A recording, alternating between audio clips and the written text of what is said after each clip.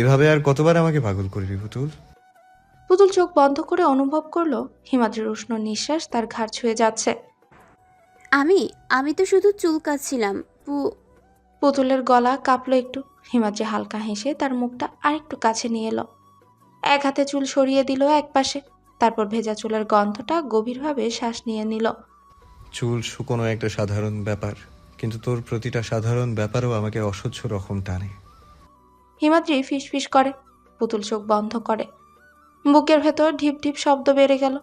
হিমাদ্রি এবার খুব ধীরে ধীরে একপাশ থেকে তার ঘাড়ে ঠোঁট রাখে। একটু তাড়া নেই, যেন এই মুহূর্তটা সে চিরদিন অনুভব করতে চায়। পুতুল আর সহ্য করতে পারল না। শরীরটা কেমন অসাড় লাগতে শুরু করে। হিমাদ্রি হেসে বলে, আজ তুই আগে উঠেছিস আর আমি এই শাস্তিটা দিতেই এসেছি। তারপর পুতুলকে হালকা ঘুরিয়ে মুখোমুখি করে। পুতুলের মুখ একদম লাল হয়ে গেছে। এত সুন্দর লাগছে কেন তোকে আজ? হিমাদ্রি পুতুলের থুতনিটা আঙুল দিয়ে তুলে ধরে। চোখের গভীরে তাকিয়ে বলে, তোর জন্য আমি সব সময় পাগল, কিন্তু তুই কি জানিস তোকে ছুঁয়ে থাকলে আমার সবচেয়ে বেশি শান্তি লাগে। পুতুল লজ্জায় চোখ নামিয়ে ফেলে। হিমাদ্রি ঠোঁটের কোণে এক চিলতি হাসি নিয়ে তার মুখটা আরেকটু কাছে টেনে বলে, এ কি, তুই এত লজ্জা পাচ্ছিস কেন? স্বামীর কাছে কেউ লজ্জা পায় নাকি?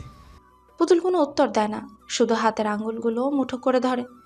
হিমাদ্রি তার চিবুকটা আলতো ছুঁয়ে বলে, তোর লজ্জা তো আমি অনেক আগেই ভেঙে দিয়েছি, তাও কেন এত লজ্জা? পুতুল এবার ধীরে ধীরে মুখ তুলে। চোখের কোণে হালকা পানি জমেছে। হিমাদ্রি গভীর দৃষ্টিতে তার দিকে তাকায়। এক হাত তুলে পুতুলের গাল ছুঁয়ে আদর করে। আমি চাইও না তুই নিজেকে আটকে রাখিস, তোকে আমার চাই পুরোপুরি। পুতুল চোখ বন্ধ করে। একটি শিহরণ সারা শরীর ছড়িয়ে দিল। হিমাদ্রি তার কপালে একটুখানি চুমু খেয়ে ফিসফিস করে বলে, তোর এই লজ্জা, এই নরম ভাব সবটাই আমার, আর কাউকে দিতে পারবি না। হিমাদ্রি শক্ত হাতে পুতুলের কোমর চেপে ধরে, আরো কাছে টেনে নেয়, যেন তাদের মাঝে কোনো ফাঁকা না থাকে। পুতুল শিহরিত হলো। তার শ্বাসের গতি একটু দ্রুত হয়ে গেল। হিমাদ্রির উষ্ণ নিঃশ্বাস এসে পড়ে পুতুলের মুখে। মুহূর্তে কেঁপে ওঠে সে। গায়ের লোম কাটা দিয়ে ওঠে। হিমাদ্রির গভীর দৃষ্টিতে আবদ্ধ হলো পুতুল। তার চোখে যেন একটা অদ্ভুত টান। হঠাৎ করে নিজের শরীরের উত্তাপে দুর্বল বোধ করলো পুতুল। গোলাপি ঠোঁট দুটো অনিচ্ছা সত্ত্বেও হালকা কাঁপে। হিমাদ্রি সেটা লক্ষ্য করে। ঠোঁটের কোণে এক রহস্যময় হাসি ফুটিয়ে বল, এই কাঁপুনি কি আমার জন্য? পুতুল লজ্জায় চোখ নামিয়ে নিল, কিন্তু হিমাদ্রি সেটা হতে দিল না। তার আঙ্গুল দিয়ে পুতুলের মুখটা আবারও নিজের দিকে তুলে বলে, তুই জানিস না তোর এই কাঁপুনি আমাকে আরো কতটা পাগল করে দেয়। হিমাদ্রি গলা নিঃশব্দে গা ছমছম করে তুলে। পুতুল চোখ বন্ধ করে, যেন নিজেকে সংযত করার চেষ্টা করছে। কিন্তু হিমাদ্রির উষ্ণতা, তার স্পর্শ, তার দৃষ্টি, সবকিছু মিলিয়ে যেন নিজের নিয়ন্ত্রণটাই হারিয়ে ফেলছিল সে। হিমাদ্রি ধীরে ধীরে তার মুখটা আরো কাছে নিয়ে গেল। তাদের নিঃশ্বাস মিশে গেল একসঙ্গে। হিমাদ্রি আর এক মুহূর্ত অপেক্ষা করল না। পুতুলের কম্পিত গোলাপি ওষ্ঠজোড়া নিজের ওষ্ঠেতে দখল করে নিল। গভীর দাবিদার চুমুতে বদ্ধি করল তাকে। পুতুল শিহরিত হয়ে ওঠে। তার আঙ্গুলগুলো আপনা আপনি হিমাদ্রির শার্টের কাপড়ে শক্ত করে চেপে ধরে, যেন এই আবেশে নিজেকে হারিয়ে ফেলার আগে কোনো একটা অবলম্বন খুঁজছে। হিমাদ্রি থামল না, বরং আরো গভীরে গেল, যেন সে পুতুলকে পুরোপুরি অনুভব করতে চায়। পুতুলের হৃদস্পন্দন দ্রুত হয়ে এলো। তার শরীর হিমাদ্রির শক্ত বাহুর মধ্যে আরো নরম হয়ে পড়ল। কিছুক্ষণ পর নিঃশ্বাসের তাড়নায় হিমাদ্রি একটু পিছু ছুটল, কিন্তু তার কপাল এখনো পুতুলের কপালের সাথে লেগে রইল। তার গভীর কণ্ঠে ফিসফিস করে বলে, এখনো কি লজ্জা পাচ্ছিস, নাকি তোর লজ্জা গলে জল হয়ে গেছে? পুতুল কিছুই বলল না, শুধু চোখ বন্ধ করে ফেলে। তার লাল হয়ে ওঠা মুখই যেন সব উত্তর দিয়ে দিল। পুতুলের নিঃশ্বাস কেঁপে ওঠে। তার নরম গলার ভাঁজে হিমাদ্রির উষ্ণ ওষ্ঠের ছোঁয়ায় সারা শরীর শিহরিত হয়ে ওঠে। হিমাদ্রি ওকে আরো শক্ত করে নিজের দিকে টেনে নেয়, যেন এক চুল ফাঁকাও না থাকে তাদের মাঝে। গভীর আবেশে সে পুতুলের ঘাড়ে নরম অথচ দাবিদার চুমু এঁকে দেয়। পুতুলের আঙ্গুলগুলো আপনা আপনি হিমাদ্রির চোলের মধ্যে গেঁথে গেল, যেন এই উন্মাদনার মাঝে সে কোথাও থামতে চাইছে না, আবারও হারিয়ে যেতেও ভয় পাচ্ছে। হিমাদ্রি আরেকটু নিচে নামে। তার ওষ্ঠ দিয়ে একের পর এক স্পর্শ এঁকে দিল পুতুলের ত্বকে। পুতুল মৃদু নিঃশ্বাস ফেলে। তার গলা দিয়ে অস্পষ্ট একটা শব্দ বেরিয়ে এলো, যা হিমাদ্রিকে আরো উন্মুক্ত করে তুলল। সে ফিসফিস করেই বলে, এভাবে কাঁপছিস কেন? তুই তো আমার, এই উষ্ণতা থেকে পালানোর পথ নেই তোর পুতুল? পুতুল চোখ বন্ধ করে নিজের শরীরের প্রতিটি স্নায়ুতে অনুভব করলো হিমাদ্রির সেই তীব্রতা, যা ওকে এক নতুন জগতে টেনে নিয়ে যাচ্ছে। হিমাদ্রি পুতুলের পেটে হাত দিতে গেলে হুট করে ফোনটা বেজে ওঠে। হিমাদ্রি বিরক্তিতে একটা দীর্ঘশ্বাস ফেলে। সে জানতো এই ফোন কলটা না এলে মুহূর্তটা আরো গভীরে হতে পারত। পুতুল ইতিমধ্যে সুযোগ বুঝে দূরে সরে গেছে। আয়নার সামনে দাঁড়িয়ে ব্যস্ততার ভান করছে, কিন্তু তার লাল হয়ে যাওয়া গাল আর দ্রুত ওঠানামা করা বুকে স্পষ্ট বোঝা যাচ্ছে একটু আগের মুহূর্ত তাকে এখনো আচ্ছন্ন করে রেখেছে। হিমাদ্রি ফোনটা কানে লাগিয়ে রুক্ষ গলায় বলে। কে? ওপাশ থেকে একটা চিন্তিত কণ্ঠ ভেসে এলো। স্যার, একটা জরুরি ব্যাপার আছে, আপনার একবার অফিসে আসা দরকার। হিমাদ্রি কপাল কুঁচকায়। এখনই? জি স্যার, দেরি হলে সমস্যা হতে পারে। হিমাদ্রি গভীর নিঃশ্বাস ফেলে, তারপর চোখ তুলে আয়নার দিকে তাকায়। পুতুল তাকে আর চোখে দেখছে, যেন ভাবছে এবার কি করবে সে। ফোন কেটে হিমাদ্রি এগিয়ে এসে পুতুলের সামনে দাঁড়ায়, একদম কাছে গিয়ে নরম অথচ গভীর কণ্ঠে বলে। তুই মনে করিস না যে আজ বেঁচে গেলি পুতুল? ফিরে এসে আবার শুরু করব। পুতুলের চোখ বড় হয়ে গেল। সে দ্রুত পাশ কাটিয়ে চলে গেল, কিন্তু জানতো হিমাদ্রি যা বলে তাই করে দেখায়। পুতুল নিচে নেমে গেল, কিন্তু তার বুকের ভেতর ধুকপুক করছিল। রান্নাঘরে গিয়ে নিজেকে কাজে ব্যস্ত রাখার চেষ্টা করে, কিন্তু মাথার ভেতর ঘুরছিল হিমাদ্রির শেষ কথা। ফিরে এসে আবার শুরু করব। ওটা কি শুধু এক রকমের ধমক, নাকি সত্যিই সে আজ পুতুলকে ছাড়বে না? চিন্তাগুলো সরাতে সে দ্রুত নাস্তা রেডি করতে লাগলো। এক কাপ ব্ল্যাক কফি আর কিছু টোস্ট সাজিয়ে রাখে ট্রেতে। এদিকে হিমাদ্রি ওয়াশরুমে গিয়ে আয়নার সামনে দাঁড়িয়ে নিজের ভেজা চুল ঝাড়ছে। ঠোঁটের কোণে একরকম তৃপ্তির হাসি ফুটে ওঠে। সে জানতো পুতুল যতই পালানোর চেষ্টা করুক শেষ পর্যন্ত ধরা দেবে। শার্ট গায়ে চাপিয়ে চুলে হাত বোলাতে বোলাতে নিচে নামে। পুতুল তখন ট্রেটা নিয়ে ডাইনিং টেবিলে রাখছিল। হিমাদ্রি একদম কাছে গিয়ে চেয়ার টেনে বসে বলে। আয় আমার পাশে বসে খা। পুতুল ইতস্তত করে। না, আমি পরে। হিমাদ্রি গম্ভীর গলায় বলে। বসে পড় পুতুল, বেশি কথা বললে খাইয়ে দেব, তারপর লজ্জা পেয়ে দৌড়ে পালাবি। পুতুল মুখটা লাল করে চুপচাপ বসে পড়ে, চোখ নামিয়ে দিয়ে এক টুকরো টোস্ট মুখে নেয়। কিন্তু হিমাদ্রির তীক্ষ্ণ নজর যে তার উপর, সেটা বেশি অনুভব হচ্ছিল। নাস্তার প্রতিটি মুহূর্তেই যেন এক ধরনের চাপা উত্তেজনা লুকিয়েছিল। হিমাদ্রি নাস্তা শেষ করে বলে। সাবধানে থাকিস পুতুল, আবার আজ ফিরতে দেরি হবে। আর শুন, ভুলেও ঘুমের ওষুধ খাবি না, যদি খাস খবর আছে। পুতুল হালকা মাথা ঝাঁকিয়ে সম্মতি জানালেও মুখে কিছুই বলল না। সে জানে হিমাদ্রি যা বলে সেটা না শুনলে তার ফল ভালো হবে না। হিমাদ্রি চেয়ার ঠেলে উঠে দাঁড়ালো, হাত দিয়ে শার্টের কলার ঠিক করলো।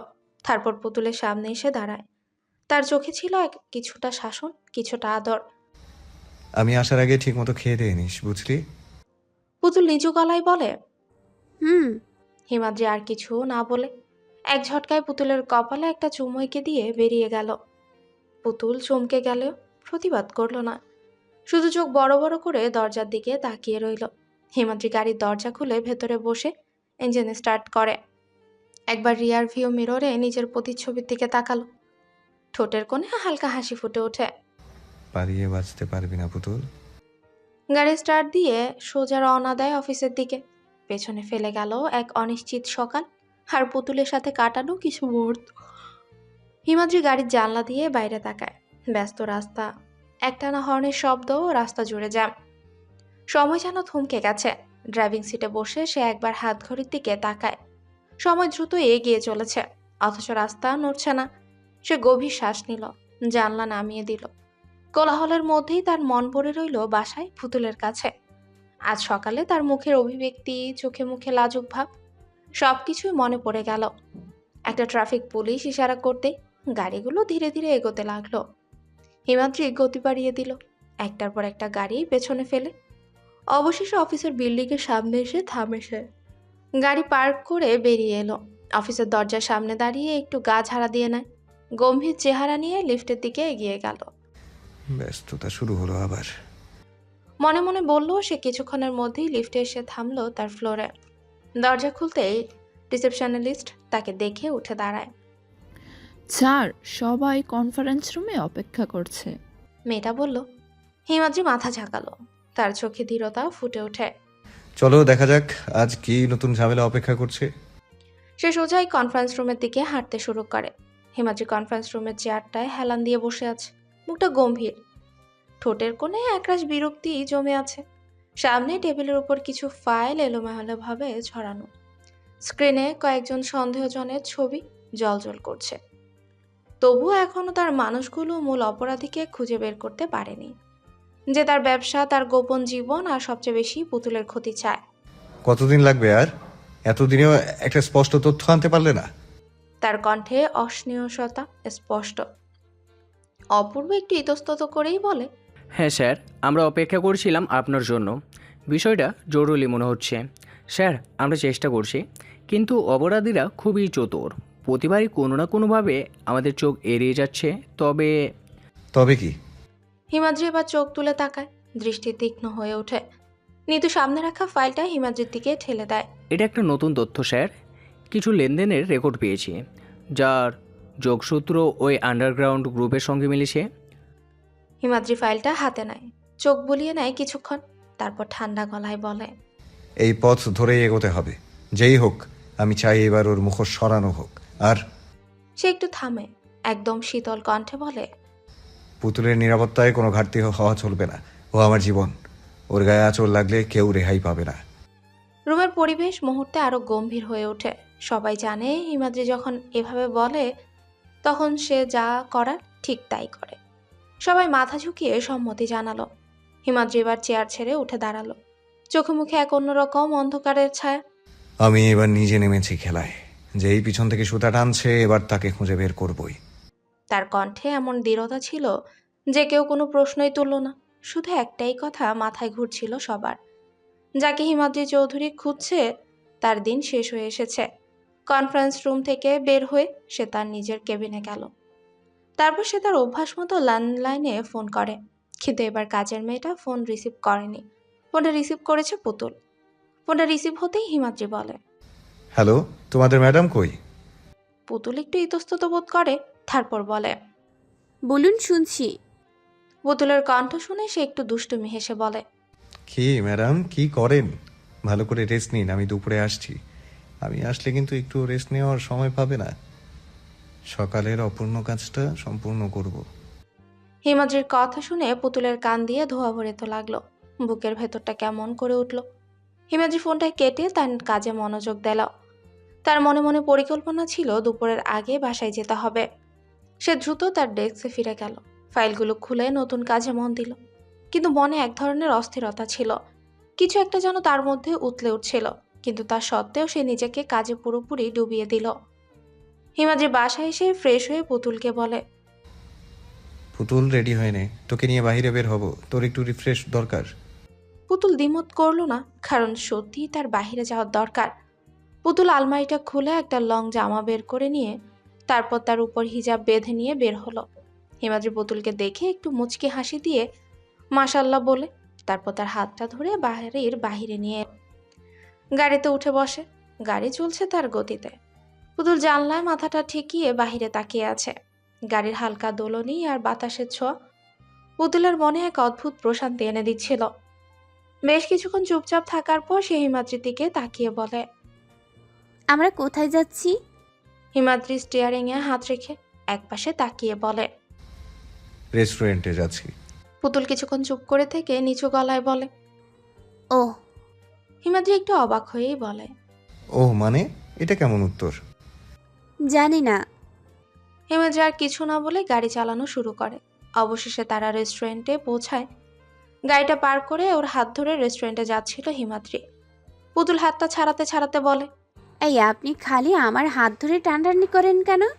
তুই তো বাচ্চা, তাই বিশ্বাস নাই। যদি আবার এই দিক সেই দিক যাস, তাই আর কি। মুখটা বাঁকালো পুতুল। দেখ পুতুল, একদম মুখ বাঁকাবি না। মুখ বাঁকালে একদম ভেঙে দিব। ওদের কথার মাঝে ওরা রেস্টুরেন্টের দিকে ভেতরে ঢুকে ওরা বসে। খাবারের মেনুটা হাতে নিয়ে হিমাদ্রি পুতুলের দিকে তাকিয়ে বলে, কি খাবি? কি অর্ডার দিব? আপনার ইচ্ছে। ওকে বলে হিমাদ্রি একটা ওয়েটারকে ডেকে খাবার অর্ডার দেয়।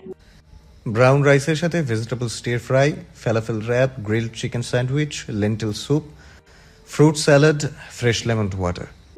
অর্ডারটা নিয়ে চলে গেল। হিমাদ্রি আর পুতুল কিছু সময় চুপচাপ বসে থাকে। রেস্টুরেন্টের পরিবেশ, সুশৃঙ্খল পরিবেশন এবং চমৎকার ডিজাইন তাদের মধ্যে কিছুটা আরাম দিল। কিছুক্ষণ পর ওয়েটার খাবার নিয়ে এলো। দুজন চুপচাপ খাচ্ছে, কারো মুখে কোনো কথা নেই। খাবার খেয়ে বিল পে করে তারপর ওরা বের হলো। গাড়িতে উঠে বসে ওরা, কিন্তু ওরা তো জানেই না ওদের পেছনে কয়েক জোড়া চোখ নজর রাখছে। গাড়িটি চলতে চলতে একটা নিরিবিলি রাস্তায় এলো। রাস্তাটায় আসতে হিমাদ্রি খেয়াল করলো কিছু গাড়ি আর 3টে বাইক ওদের পেছনে। হিমাদ্রি ভয় পেত না, কিন্তু এখন পাচ্ছে, কারণ সাথে পুতুল আছে। পুতুলের সেফটি সবার আগে। কি করবে বুঝতে পারছিল না সে। পুতুল, যা কিছু হয়ে যাক না কেন, তুই ভয় পাবি না কিন্তু। আমি আছি, তোর গায়ে একটা আঁচও লাগতে দিব না, ওকে? কথা বলা শেষ হতে না হতেই গুলি ছোড়া শুরু হলো। গুলি ছোড়া শব্দে পুরো পরিবেশ ভেঙে পড়ে। হিমাদ্রি তৎক্ষণাৎ গাড়ি চালিয়ে রাস্তার পাশে সরে গেল। পুতুল একটু ভয় পেয়ে গা কেঁপে ওঠে তার, তবে হিমাদ্রি তাকে শান্ত করার চেষ্টা করে। ভয় পাস না পুতুল। গাড়ির প্রতি আরো বেড়ে গেল, গাড়ির গতি আরো বেড়ে গেল। হিমাদ্রি সবার আগে পুতুলের নিরাপত্তা নিশ্চিত করার চেষ্টা করছিল। পেছনে গাড়ি আর বাইকের জোড়া কিলোমিটার পর কিলোমিটার তাদের পিছু নিয়েছিল, যেন কোনো যুদ্ধে তারা ছিল। একদিকে পুতুলের আতঙ্ক, অন্যদিকে হিমাদ্রির দৃঢ় মনোবল। হিমাদ্রি গাড়িটি আরো দ্রুত চালিয়ে এক অদ্ভুত রাস্তা ধরে তাদের সামনে নতুন পথ খুলে দিল। এটা একটা গোপন রাস্তা, হিমাদ্রি বলল। এইখানে তুই নিরাপত্তায় থাকবি। পুতুল মাথা নিচু করে কিছুই বলল না, কিন্তু তার চোখের দিকে তাকালে বোঝা যায় সে কিছুটা স্বস্তি পেয়েছে। গাড়ি দ্রুত গতির সাথে তারা সুরক্ষিত পথেই চলে যাচ্ছিল, কিন্তু পেছনে যা ঘটছিল তা তাদের পেছনে চাপ সৃষ্টি করছিল।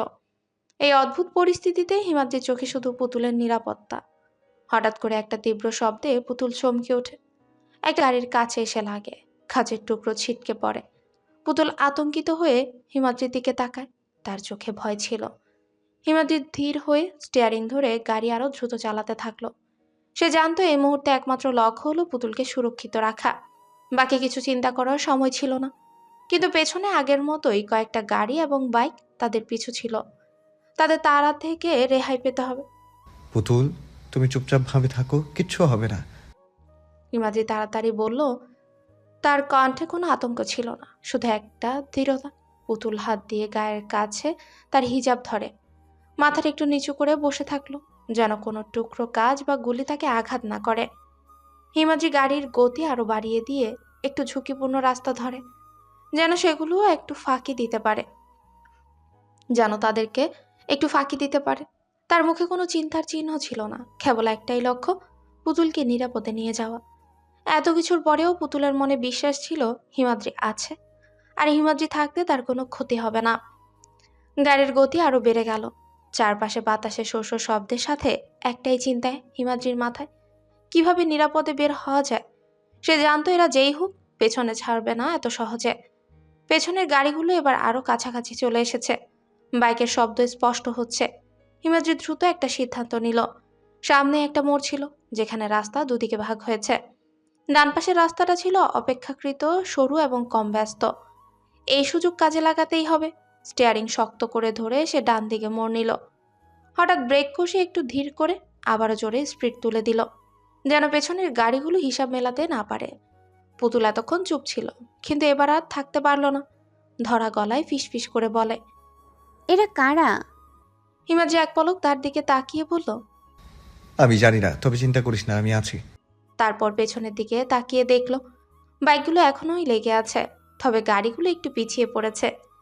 হিমাদ্রি বুঝলো ওরা সহজে পিছু হাঁটবে না। হঠাৎ বাইক একটা পাশ কাটিয়ে সামনে আসতেই চাইলো, সাথে সাথে হিমাদ্রি গাড়িটা এক পাশে টেনে বাইকটাকে জায়গা দিল না। বাইক আরোহী সামলাতে না পেরে স্লিপ খেয়ে পড়ে গেল। পুতুল আটকে উঠল, কিন্তু কিছু বলল না। তার আঙুলগুলো শক্ত হয়ে সিটের কাভার আঁকড়ে ধরেছে। হিমাদ্রি এবার আরেকটু জোরেই গতি বাড়ালো। সামনে একটা নির্জন পথ দেখা যাচ্ছিল।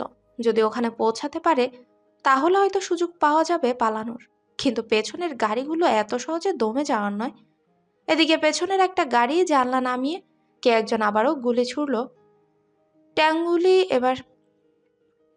গুলি এবার পাশের আয়নাতে লাগলো। আয়নাটা ভেঙে নিচে পড়ে গেল। হিমাদ্রি চোয়াল শক্ত করে বলে, আর সহ্য করা যাবে না। সে দ্রুত ফোন বের করে একটা নম্বরে ডায়াল করে। রিসিভ হতেই বলে, তাড়াতাড়ি একটা ব্যাকআপ লাগবে, আমি বিপদে পড়েছি। আচ্ছা, পুতুল অবাক হয়ে তার দিকে তাকালো। কাকে কল করলো হিমাদ্রি? কার কাছে সাহায্য চাইলো? পেছনে থাকা মানুষগুলো কি এত সহজে ওদের ছাড়বে? হিমাদ্রি কি সত্যিই পুতুলকে নিরাপদে রাখতে পারবে? এসব প্রশ্ন তার মাঝে বেড়ার সৃষ্টি করে। হিমাদ্রি ফোন কানে ধরে এক মুহূর্তের জন্য গতি কমায়নি। অন্য পাশ থেকে কেউ একজন রিসিভ করেছে। গম্ভীর গলায় হিমাদ্রি বলে, আমি বিপদে আছি, লোকেশন পাঠাচ্ছি, তাড়াতাড়ি পৌঁছাও। তারপর দ্রুত ফোনটা ড্যাশবোর্ডে রেখে দুহাত আবার স্টিয়ারিং এ রাখে। পুতুল এবার আর চুপ থাকতে পারল না। আতঙ্কিত আর কৌতূহলের মিশ্রণে ধরা গলায় বলে, আপনি কার সাথে কথা বললেন? হিমাদ্রি এক পলক তার দিকে তাকিয়ে বলে। যাদের দরকার তাদের সাথে। পুতুল বুঝতে পারলো হিমাদ্রি কোনো সাধারণ মানুষ না। তার সাথে নিশ্চয়ই এমন কেউ আছে যারা মুহূর্তে যে কোনো পরিস্থিতিতে সামলাতে পারে। কিন্তু কেন, কিসের জন্য? এদিকে পেছনের গাড়িগুলো আরে কাছে চলে এসেছে। ওরা সহজে ছাড়বে না। হিমাদ্রি নিজেই নিজেকে বলল। গাড়িটা হঠাৎ বাদিকের একটা সরু গলিতে ঢুকিয়ে দিল, যেখানে স্ট্রিট লাইটের আলো কম। উদ্দেশ্য ছিল কিছুটা আড়ালে চলে যাওয়া, কিন্তু ঠিক তখনই ধরা একটা বাইক দ্রুত সামনে এসে রাস্তা ব্লক করে দিল। হিমাদ্রি দ্রুত ব্রেক কষে। গাড়িটা একটুর জন্য একটা পুরনো বিল্ডিং এর দেয়ালের সঙ্গে ধাক্কা লাগতে লাগতে বেঁচে গেল। পুতুল ভয়ে শক্ত হয়ে বসে থাকলো, কিছু বলারও ভাষা নেই। এদিকে বাইক থেকে দুজন লোক নামে, কালো পোশাকে, মুখ ঢাকা। পেছনের গাড়িগুলো একে একে এসে থামে। 5-6 জন লোক বের হলো। প্রত্যেকের হাতে কিছু না কিছু আছে, কেউ পাইপ, কেউ বা ছোট আগ্নেয়াস্ত্র। বাহ, এত কষ্ট করেও পালাতে পারলি না? সামনে দাঁড়িয়ে থাকা একজন ঠান্ডা গলায় বলে। হিমাদ্রি ধীরে ধীরে গাড়ির দরজা খুলে। চোখে ভয় নেই, কিন্তু মুখটা এবার কঠিন হয়ে গেছে। পুতুল হাত দিয়ে তার বাহু চেপে ধরলো, আস্তে করে বলল, আপনি নামবেন না? দয়া করে কিছু একটা করেন। হিমাদ্রি মৃদু হেসে বলে। বিশ্বাস রাখিস, কিচ্ছু হবে না। তারপর সে গাড়ি থেকে নামে। পুতুল আতঙ্কে তাকিয়ে রইল। হিমাদ্রি জানে এখান থেকে ওদের বের করতে হলে কিছু একটা করতেই হবে। হিমাদ্রি ধীরে ধীরে মাথা নিচু করলো, যেন কিছুটা ক্লান্ত বা পরাস্ত মনে হয়। কিন্তু আসলেই কি তাই? তার চোখের কোণায় সতর্ক দৃষ্টি ছিল। এক একজনের অবস্থান পরখ করছিল। পেছনে দাঁড়িয়ে থাকা একজন লোক এগিয়ে এসে ধমক দিয়ে বলে। হিমাদ্রি এবার একপাশে ঠোঁট বাঁকিয়ে হেসে বলে, তাহলে তো শোনাই লাগবে।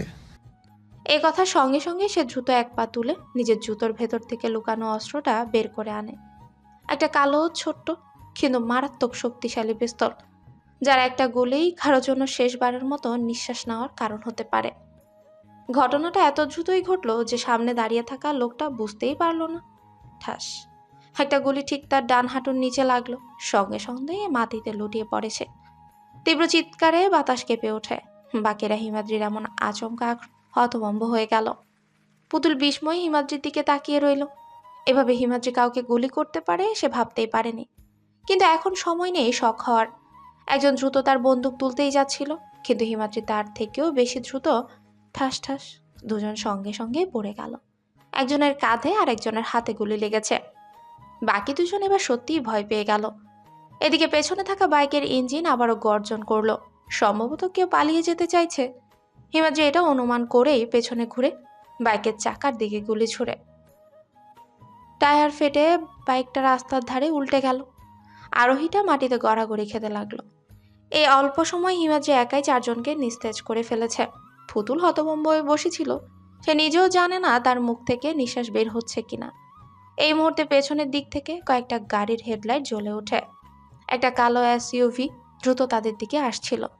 হিমাদ্রি চোখ সরু করে, হাত শক্ত করে পিস্তল ধরে, কিন্তু পুতুলের কাঁধে হাত রেখে আস্তে করে বলে, তুই ভয় পাস না, ব্যাকআপ আসছে। কালো এসইউভি গাড়িটা সামনে এসে ব্রেক কষে। দরজা খুলে কয়েকজন দ্রুত বের হয়। কালো এসইউভি গাড়িটার সামনে এসে ব্রেক কষে। দরজা খুলে কয়েকজন দ্রুত বের হলো। কিছু লোক বের হয়ে বলে। হিমাদ্রি বাঁকা হাসে। পুতুলকে গাড়িতে বসিয়ে দিয়ে ওর কপালে চুমু দিয়ে বলে, ভয় পাস না, এখানে বসে বসে সিনেমা দেখ, বলে গাড়ির ডোরটা লক করে দিল। পুতুল হতভম্ব হয়ে হিমাদ্রির দিকে তাকিয়ে রয়। এই পরিস্থিতিতে হিমাদ্রি এতটা ঠান্ডা থাকতে পারে কিভাবে? ওর বুক ধকধক করছিল, কিন্তু মুখ থেকে একটা শব্দও বের হলো না। হিমাদ্রি দরজা লক করে পেছনে ফিরে দাঁড়ালো। তার চোখে এখন কোনো ভয় নেই, শুধু একরাশ আত্মবিশ্বাস। এসইউভি থেকে নামা লোকগুলো হিমাদ্রির দিকেই তাকিয়েছিল। তার চোখে শ্রদ্ধা আর দায়িত্ববোধ ঝলকাচ্ছিল। তাদের একজন এগিয়ে এসে বলে। হিমাদ্রি ঠান্ডা স্বরে বলল, একটাও যেন বেঁচে না যায়। পুতুলের শরীর শিউরে উঠল। লোকগুলো এক মুহূর্ত দেরি করলো না। কয়েকজন দ্রুত বাইকে চড়ে পালানো লোকদের পিছু নিল, আর বাকিরা মাটিতে পড়ে কাতরানো আহতদের ঘিরে ধরে। হিমাদ্রি ধীর পায়ে সামনে এগিয়ে গেল। রাস্তার ধারে পড়ে থাকা একজন লোকের কাছে গিয়ে নিচু হয়ে বলে, তোমাদের বসকে কে তোমাদের পাঠিয়েছে? লোকটা কষ্টে মুখ বেঁকিয়ে বলে,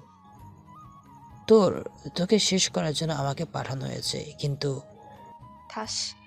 হিমাদ্রি একটা লাথিতে লোকটাকে সম্পূর্ণ চুপ করিয়ে দিল। তারপর উঠে দাঁড়িয়ে চারপাশে তাকালো। রাস্তা এখন সম্পূর্ণ তাদের নিয়ন্ত্রণে। এসইউভির একজন ড্রাইভার দরজা খুলে বলে। হিমাদ্রি একবার পুতুলের দিকে তাকালো। গাড়ির জানলার ওদিক থেকে সে মুগ্ধ আর আতঙ্কের মিশ্র দৃষ্টিতে তাকিয়েছিল। হিমাদ্রি দরজা খুলে গাড়িতে উঠে বসে। গাড়ি ধীরে ধীরে সামনে এগিয়ে যেতে লাগলো।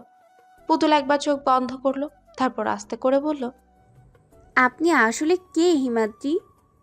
হিমাদ্রি মৃদু হাসে, কিন্তু কিছুই বলল না। গাড়ির গতি বাড়তে থাকলো, আর অন্ধকার রাস্তার ধারে পড়ে থাকা বিপক্ষের লোকেরা একটা জ্বলন্ত ছায়ার মতো রয়ে গেল পেছনে। হিমাদ্রি নিশ্চুপ, এক হাত জানলার পাশে রেখে বাইরে তাকিয়ে আছে। মনে হচ্ছে তার মাথার ভেতর হাজারটা চিন্তা ঘুরপাক খাচ্ছে। পুতুল আস্তে করে আবারও জিজ্ঞেস করলো, আপনি আসলে কে? হিমাদ্রি চোখ সরিয়ে তার দিকে তাকালো। চোখে গভীরতা, যেন এক অজানা অতীতের ছায়া লুকিয়ে আছে। তারপর আস্তে করে বলল, তোর সত্যিটা জানার সবাই এখনো আসেনি পুতুল, তবে এতটুকু জান, আমি যা করছি সব তোর জন্য করছি। পুতুলের বুক কেঁপে উঠল। তবে কি আমার জন্যই আপনি এত ঝুঁকি নিচ্ছেন? হিমাদ্রি কিছুই বলল না, শুধু একটুখানি হাসলো। এসইউভির একটা বড় গেটের সামনে সে থামে। ভারী লোহার গেটটার দুপাশ সরে গেল, আর গাড়িটা ঢুকে গেল ভেতরে। ভেতরে ঢুকে পুতুল দেখলো এটা একটা বিশাল জায়গা। চারপাশে অন্ধকারের মাঝে শুধু কয়েকটা উজ্জ্বল আলোর ঝলকানি। একটা বড় দোতলা বাড়ি, যার সামনে কয়েকজন অস্ত্রধারী লোক টহল দিচ্ছে।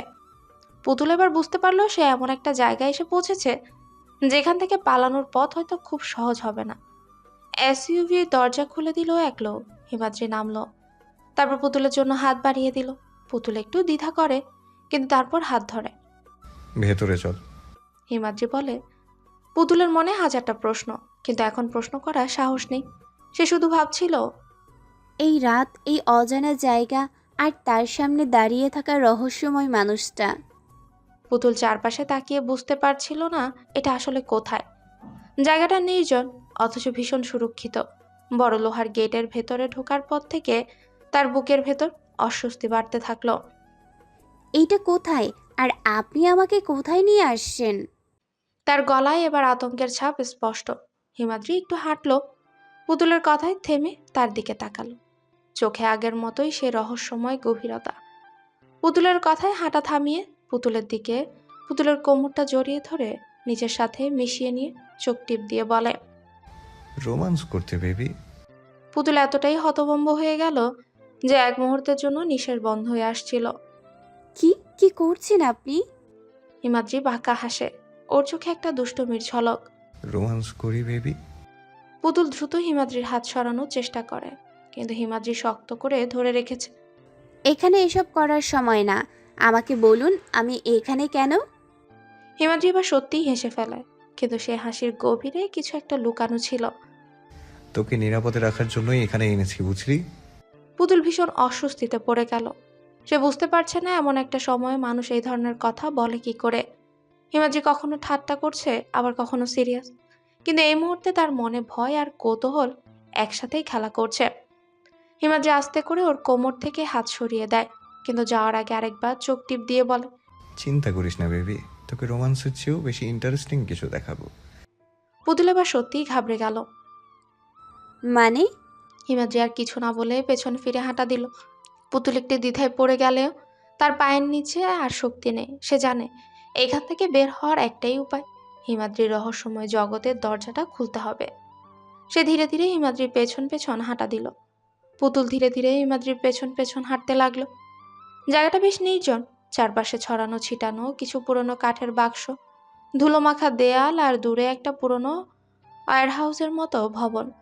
জায়গাটা দেখে মনে হলো এখানে অনেকদিন কেউ আসেনি। এটা কোথায়? পুতুল কিছুটা সন্দেহের স্বরেই বলে। হিমাদ্রি থামলো না, শুধু বলল, একটা সিক্রেট জায়গা যেটা খুব কম মানুষ চেনে। পুতুল এবার সত্যি আতঙ্কিত হয়ে পড়ে। আপনি আমাকে কিডন্যাপ করেছেন? হিমাদ্রি হঠাৎ থেমে গেল। তারপর ধীরে ধীরে ঘুরে দাঁড়িয়ে ওর দিকে তাকায়, চোখে সেই পুরনো রহস্যময় হাসি। বেবি, যদি তোকে কিডন্যাপ করতাম তাহলে কি এত সুন্দর করে তোর সাথে কথা বলতাম?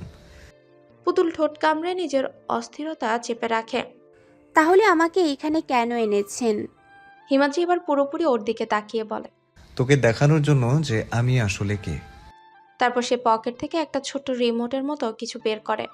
একটা বোতাম টিপতেই সামনের পুরনো ভবনটার বড় লোহার দরজাটা গর্জে সাথে সাথেই খুলে গেল। ভেতরটা পুরো অন্ধকার, কিন্তু দরজা খোলার সাথে সাথে কয়েকটা ছোট ছোট লাইট জ্বলে ওঠে। ধীরে ধীরে সেই জায়গাটা আসল রূপ প্রকাশ পেল। পুতুল অবাক হয়ে দেখল ভেতরে সারি সারি অস্ত্র রাখা, দেয়াল জুড়ে লাইন ধরে সাজানো বন্দুক, পিস্তল, ছুরি, এমনকি কিছু ভারী অস্ত্রও আছে। আরেকদিকে একটা বিশাল টেবিল, যেখানে রাখা কয়েকটা ম্যাপ, কিছু ল্যাপটপ আর কয়েকটা অচেনা ডিভাইস। পুতুলের মুখ থেকে কোনো শব্দ বের হলো না। হিমাদ্রি এবার এক ধাপ এগিয়ে ওর চোখের দিকে তাকিয়ে বলে, বুঝতে পারছিস এখন? আমি শুধু হিমাদ্রি নই, আমি একা নই। আমি এমন একটা জগতের মানুষ যেখানে নিয়ম ভাঙা হয়, যেখানে বেঁচে থাকার একটাই নিয়ম, যতক্ষণ না তুমি স্বীকার করছো ততক্ষণ তুমি নিজেই শিকার। পুতুলের দেহ হিম হয়ে গেল। সে আস্তে করে বলল, আপনি আসলে কে? হিমাদ্রি মৃদু হাসে, তারপর ধীরে ধীরে বলে, আমি আমি সেই মানুষ যাকে কেউ কখনো পুরোপুরি চিনতে পারে না। তারপর সে একটা চেয়ারে বসে গা এলিয়ে দিয়ে বলে, তো এখন তোকে আমার সাথেই থাকতে হবে, কিচ্ছু করার নেই, কারণ তুই বাধ্যতার বাঁধনে আবদ্ধ হয়ে গেছিস। পুতুল বুঝতে পারছিল না সে দুঃস্বপ্ন দেখছে নাকি বাস্তবতার এক অন্যরকম স্তরে চলে এসেছে। কিন্তু একটা ব্যাপার পরিষ্কার, আজকের পর তার জীবন আর আগের মতো থাকবে না। হুট করে হিমাদ্রি পুতুলের হাতটা ধরে। পুতুল ঘাবড়ে গিয়ে বলে, কোথায় নিয়ে যাচ্ছেন? বেডরুমে। পুতুলের চোখ বিস্ফোরিত হয়ে গেল। বেডরুমে? হিমাদ্রি বাঁকা হাসে, চোখে সেই চিরচেনা দুষ্টুমি। হ্যাঁ বেবি, একটু রেস্ট দরকার, অনেক অ্যাকশন হয়ে গেছে তাই না? পুতুল হাত ছাড়িয়ে নেওয়ার চেষ্টা করে, কিন্তু হিমাদ্রি শক্ত করে ওর আঙ্গুলগুলোর মধ্যে নিজের আঙ্গুল গেঁথে দিল।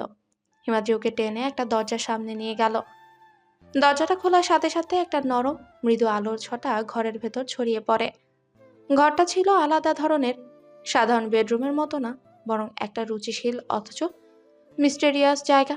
একটা বড় বিছানা, চারপাশে কালো আর গাঢ় লাল পর্দা, দেয়ালে কয়েকটা ফ্রেম করা আর্ট ওয়ার্ক, আর জানলার পাশে ছোট্ট টেবিলে কয়েকটা মোমবাতি জ্বলছিল। ঘরে একটা হালকা মনোমুগ্ধকর সুগন্ধ ভাসছিল। বেডরুমের বেডে ধাক্কা দিয়ে পুতুলকে ফেলে। পুতুল চমকে ওঠে, তার হৃদস্পন্দন যেন কয়েক গুণ বেড়ে গেল মুহূর্তে। আপনি এটা কি করছেন? হিমাদ্রি ধীর পায়ে ওর দিকে এগিয়ে এলো, চোখে এক অদ্ভুত দৃঢ়তা। ভয় পাস না পুতুল, তুই জানিস আমি তোকে কখনো কষ্ট দেব না, কিন্তু আজ তোকে কিছু সত্যি মানতেই হবে। পুতুল বিছানায় উঠে বসার চেষ্টা করে, কিন্তু হিমাদ্রি হালকা চাপ দিয়ে ওর কাঁধে হাত রাখে, ইশারায় বুঝালো। শান্ত থাক। ঘর জুড়ে একটা চাপা উত্তেজনা ছড়িয়ে পড়ছিল। পুতুলের নিঃশ্বাস অস্থির হয়ে ওঠে, গলা শুকিয়ে আসছিল। হিমাদ্রি ধীরে ধীরে ওর মুখের খুব কাছে এসে ফিসফিস করে বলে, তুই জানিস পুতুল, আমি তোর জন্য সব করতে পারি, এমনকি পুরো দুনিয়ার বিরুদ্ধেও যেতে পারি, কিন্তু তুই কি পারবি আমার উপর বিশ্বাস রাখতে? পুতুলের ঠোঁট কাঁপছিল। সে কি ভয় পাচ্ছিল নাকি অন্য কিছু, সে নিজেও বুঝতে পারছিল না। হিমাদ্রি এবার মুখ খুব আস্তে করে ওর গালে হাত রাখে, চোখের গভীরে তাকিয়ে থাকে। আমি যদি বলি তোর জীবন এখন আমার হাতে, তুই কি ভরসা করবি আমার উপর? ঘর নিস্তব্ধ, শুধু পুতুলের ধুকপুক ধুকপুক শব্দ করা হৃদয়ের স্পন্দন শোনা যাচ্ছিল। আপনি এটা কি করছেন? বেবি, ডিস্টার্ব করো না, আই নিড ইউ। হিমাদ্রি পুতুলের হিজাবটা খুলে দিয়ে তার বাঁধা চুল উন্মুক্ত করে দিল। পুতুল ধাক্কা দিয়ে হিমাদ্রির হাত সরিয়ে দেয়। কথাটা বলেই পুতুলের ঠোঁটে নিজের ঠোঁট মিলিয়ে দিল। পুতুল ওকে সরাতে চেয়েও পারে না। আরো গভীরে যাচ্ছে, পুতুলের ওড়নাটা টেনে ফ্লোরে ফেলে দিল। আস্তে করে চুমু দেওয়ার সময় পুতুলের পেটের কাছে জামাটা সরিয়ে পেট চেপে ধরে। আস্তে আস্তে ওর পেট থেকে উপরে উঠতে থাকলো হাতটা। হিমাদ্রির বেসামাল স্পর্শে কেঁপে উঠছে পুতুল। পুতুলের ছোট্ট নরম তুলতুলে শরীরটা চাপা পড়ে হিমাদ্রি নামক এক মানবের শক্তপোক্ত দেহের নিচে। রাত গভীর, পুতুল ঘুমে আচ্ছন্ন। হিমাদ্রি এক নজর পুতুলকে দেখে ওর কপালে চুমু দিয়ে কম্বলটা ভালো করে জড়িয়ে দিল। হিমাদ্রি ধীর পায়ে বিছানা থেকে উঠে যায়। ঘরটা অন্ধকার, শুধু জানলার ফাঁক দিয়ে আসা চাঁদের আলোয় পুতুলের মুখটা আলতোভাবে আলোকিত হচ্ছিল। শান্ত, নিষ্পাপ, ঘুমে আচ্ছন্ন সে। যেন এই মুহূর্তে পৃথিবীর সব ভয় আতঙ্ক থেকে মুক্ত সে। হিমাদ্রি এক মুহূর্ত দাঁড়িয়ে থাকলো, গভীরভাবে পুতুলের দিকে তাকিয়ে। তারপর আস্তে করে ওর কপালে একটা চুমু এঁকে দিল। সে হাত বাড়িয়ে কম্বলটা ঠিক করে দিল, যেন পুতুলের ঘুম ভেঙে না যায়। এক মুহূর্তের জন্য তার চোখে একটা দুর্বলতা ফুটে ওঠে। পুতুলকে এই বিপজ্জনক জীবনে টেনে আনার অপরাধ বোধে না পারার অসহায়ত্ব। কিন্তু পরক্ষণে চোখের গভীরে কঠোরতা ফিরে এলো। ধীরে ধীরে সে দরজার দিকে এগিয়ে গেল। দরজা খুলে বাইরে পা রাখে। বাইরে ওদের দলের কিছু লোক অপেক্ষা করছিল। কেউ একজন ফিসফিস করে বলে, স্যার সব রেডি। হিমাদ্রি গভীর শ্বাস নিয়ে সামনের দিকে তাকায়। চলো, সময় হয়ে গেছে। রাতটা হয়তো শান্ত, কিন্তু ঝড় আসতে আর বেশি দেরি নেই। হিমাদ্রি ধীর পায়ে ওয়্যারহাউসের দিকে এগিয়ে গেল। বাইরে রাত গভীর, আকাশ কালো মেঘে ঢাকা, যেন কোনো ঝড় আসছে। দলবল নিয়ে সে ঢুকে পড়ে ভেতরে, যেখানে কয়েকজন লোক ইতিমধ্যে অপেক্ষা করছিল। একজন অস্ত্রধারী এগিয়ে এসে ফিসফিস করে বলে। হিমাদ্রি মাথা নাড়ায়। তারপর একটা চেয়ার টেনে বসে। সামনে একটা বড় টেবিল, যার উপর ম্যাপ, ল্যাপটপ আর কিছু ফাইল ছড়ানো ছিল। একটা সিগারেট ধরিয়ে সে ধোঁয়া ছাড়ে। তারপর নিচু গলায় বলে, আমাদের টার্গেট কোথায়? একজন দলীয় সদস্য দ্রুত ল্যাপটপটা স্ক্রিনের দিকে ইঙ্গিত করে। স্ক্রিনে একটা লোকেশনের মানচিত্র দেখা যাচ্ছিল। হিমাদ্রির চোখ সংকীর্ণ হয়ে এলো। সে ধীর কণ্ঠে বলে, আমাদের আগে যেতে হবে, কোনো ভুল করা যাবে না। একজন সতর্ক গলায় বলে। হিমাদ্রি একটা দীর্ঘশ্বাস ফেলে। ও কিছু জানতে পারবে না, আর জানলেও ওকে বিপদে পড়তে দেব না। তারপর সে উঠে দাঁড়ায়। তার কণ্ঠ এবার আগের চেয়ে ধীর। সবাই প্রস্তুত হও, আমাদের আগে যেতে হবে। এটা শুধু একটা মিশন না, এটা আমার ব্যক্তিগত যুদ্ধ। চারপাশে সবাই একসঙ্গে মাথা নাড়ায়। হঠাৎ পুতুল চিৎকার করে ওঠে। হিমাদ্রি দৌড়ে রুমে ঢুকে দরজা ধাক্কিয়ে খুলে ফেলে প্রায়। তার নিঃশ্বাস ভারী, চোখে উদ্বেগের ছাপ। পুতুল বিছানায় উঠে বসেছে, কাঁপছে পুরো শরীর। ওর চোখ বিস্ফোরিত, মুখে আতঙ্কের ছাপ স্পষ্ট। ঘরের আবছা আলোয় ওর শ্বাসের দ্রুত ওঠানামা বোঝা যাচ্ছিল। কি হয়েছে? হিমাদ্রি দ্রুত এগিয়ে গেল। বিছানার পাশে বসে পুতুলের কাঁধে হাত রাখলো। পুতুলের নিঃশ্বাস নিতে কষ্ট হচ্ছিল। একটু আগে একটা ছায়া দেখলো ওখানে। হিমাদ্রি দ্রুত চারপাশে তাকালো। ঘরটা নিস্তব্ধ। জানলার পর্দা বাতাসে হালকা দুলছে, কিন্তু কোনো অস্বাভাবিক কিছু চোখে পড়ল না। ছায়া? ওর কণ্ঠ এবার সিরিয়াস। পুতুল মাথা নাড়িয়ে বলে, হ্যাঁ, জানালার কাছে, ঠিক এখানেই কেউ দাঁড়িয়েছিল। ওর কণ্ঠ কাঁপছিল, শরীর ঠান্ডা ঘামে ভিজে গেছে। হিমাদ্রি এবার উঠে দাঁড়ালো, জানলার দিকে এগিয়ে গেল। বাইরে রাত এখনো কালো, চারপাশে অন্ধকার। কিন্তু হিমাদ্রি জানে এই অন্ধকারের মাঝেই লুকিয়ে থাকতে পারে বিপদ। সে জানলার কপাট ধাক্কা দিয়ে খুলে দিল। চোখ ঘুরিয়ে চারপাশ পর্যবেক্ষণ করলো, কিন্তু কিছুই নেই। পেছন থেকে পুতুল ভয়ে বলে, কেউ কি ছিল? হিমাদ্রি ধীর কণ্ঠে বলে, না, কেউ নেই। কিন্তু ওর মনে খটকা লাগলো। অনেকদিন ধরেই তো একটা অদ্ভুত অনুভূতি কাজ করছিল ওর মধ্যে, যেন কেউ নজর রাখছে ওদের উপর। সে জানলাটা বন্ধ করলো, তারপর ধীরে ধীরে বিছানার পাশে বসে। পুতুল, তুই হয়তো ক্লান্ত, তাই ভুল দেখেছিস। পুতুল মাথা নাড়িয়ে বলে, না, আমি সত্যিই দেখেছি, একজোড়া চোখ অন্ধকারের মধ্যেও জ্বলছিল। হিমাদ্রির শির দ্বারা ঠান্ডা স্রোত বয়ে গেল। ও আস্তে করে পুতুলের হাত ধরে বলে, ভয় পাস না, আমি আছি। কেউ যদি সত্যি এখানে আসে, সেটা তাদের জীবনের শেষ ভুল হবে। তারপর চোখ ধীরে ধীরে সংকীর্ণ হয়ে এলো, যেন কোনো গভীর চিন্তায় ডুবে গেল। তবে যদি সত্যি কেউ থাকে, তাহলে সে খুব ভালো করে জানে আমরা এখানে আছি। পুতুলের গলা শুকিয়ে এলো। ও কি ভুল দেখেছিল, নাকি সত্যি কেউ ছিল অন্ধকারের ও প্রান্তে, ছায়ার আড়ালে দাঁড়িয়ে? হিমাদ্রি ধীরে ধীরে হাত মুঠো করে শক্ত করে। আমাকে দেখতে হবে। সে নিচু গলায় বলে। তারপর পুতুলকে এক ঝলক দেখে দরজা খুলে বেরিয়ে যেতে নিলে পুতুল বলে, কোথায় যাচ্ছেন? হিমাদ্রি আবার পুতুলের কাছে ফিরে এলো। ওর দুহাত নিজের হাতের মধ্যে নিল। পুতুলের আঙ্গুলগুলো এখনো ঠান্ডা। ওর চোখের ভেতর আতঙ্ক জমে আছে। ভয় পাস না, আমি দেখে আসছি। হিমাদ্রি শান্ত অথচ ধীর গলায় বলে। পুতুল মাথা নাড়িয়ে বলে, আপনি আমাকে এখানে একা রেখে যাবেন না প্লিজ। হিমাদ্রি একটু চুপ করে রইল। তারপর গভীর দৃষ্টিতে ওর দিকে তাকালো। মনে হচ্ছিল কিছু একটা ভাবছে। তারপর আস্তে করে বলল, ঠিক আছে, চল আমার সাথে, কিন্তু চুপচাপ থাকবি। পুতুল দ্বিধায় পড়ে গেল। বাইরে কি আছে জানে না, কিন্তু হিমাদ্রির পাশে থাকলে যেন একটু হলেও সাহস পায়। সে আস্তে করে মাথা নেড়ে সম্মতি দিল। হিমাদ্রি পুতুলের হাত শক্ত করে ধরে দরজা খুলল। রাতের হিমশীতল বাতাস ভেতরে ঢুকে এলো। পুতুল শিহরিত হয়ে ওঠে। ওরা দুজন ধীরে ধীরে ওয়্যারহাউসের পেছনের দিকে এগিয়ে এলো। চারপাশ নিস্তব্ধ, শুধু দূর থেকে একটা কুকুরের ঘেউ ঘেউ শোনা যাচ্ছিল। হিমাদ্রি হঠাৎ থমকে দাঁড়ালো। পুতুল কিছু বলার আগেই ওর সামনে হাত তুলে ইশারায় থামতে বলল। একটা কণ্ঠ শোনা গেল, খুব আস্তে, খুব চাপা স্বরে, যেন কেউ ফিস ফিস করে কথা বলছে। পুতুলের চোখ কপালে উঠে গেল। কেউ ওদের দেখছে। হিমাদ্রি ধীরে ধীরে পকেট থেকে একটা ছোট্ট অস্ত্র বের করে, ঠান্ডা স্বরে বলে। কে আছিস এখানে? অন্ধকারের মধ্যে একটা ছায়া নড়ে চড়ে ওঠে।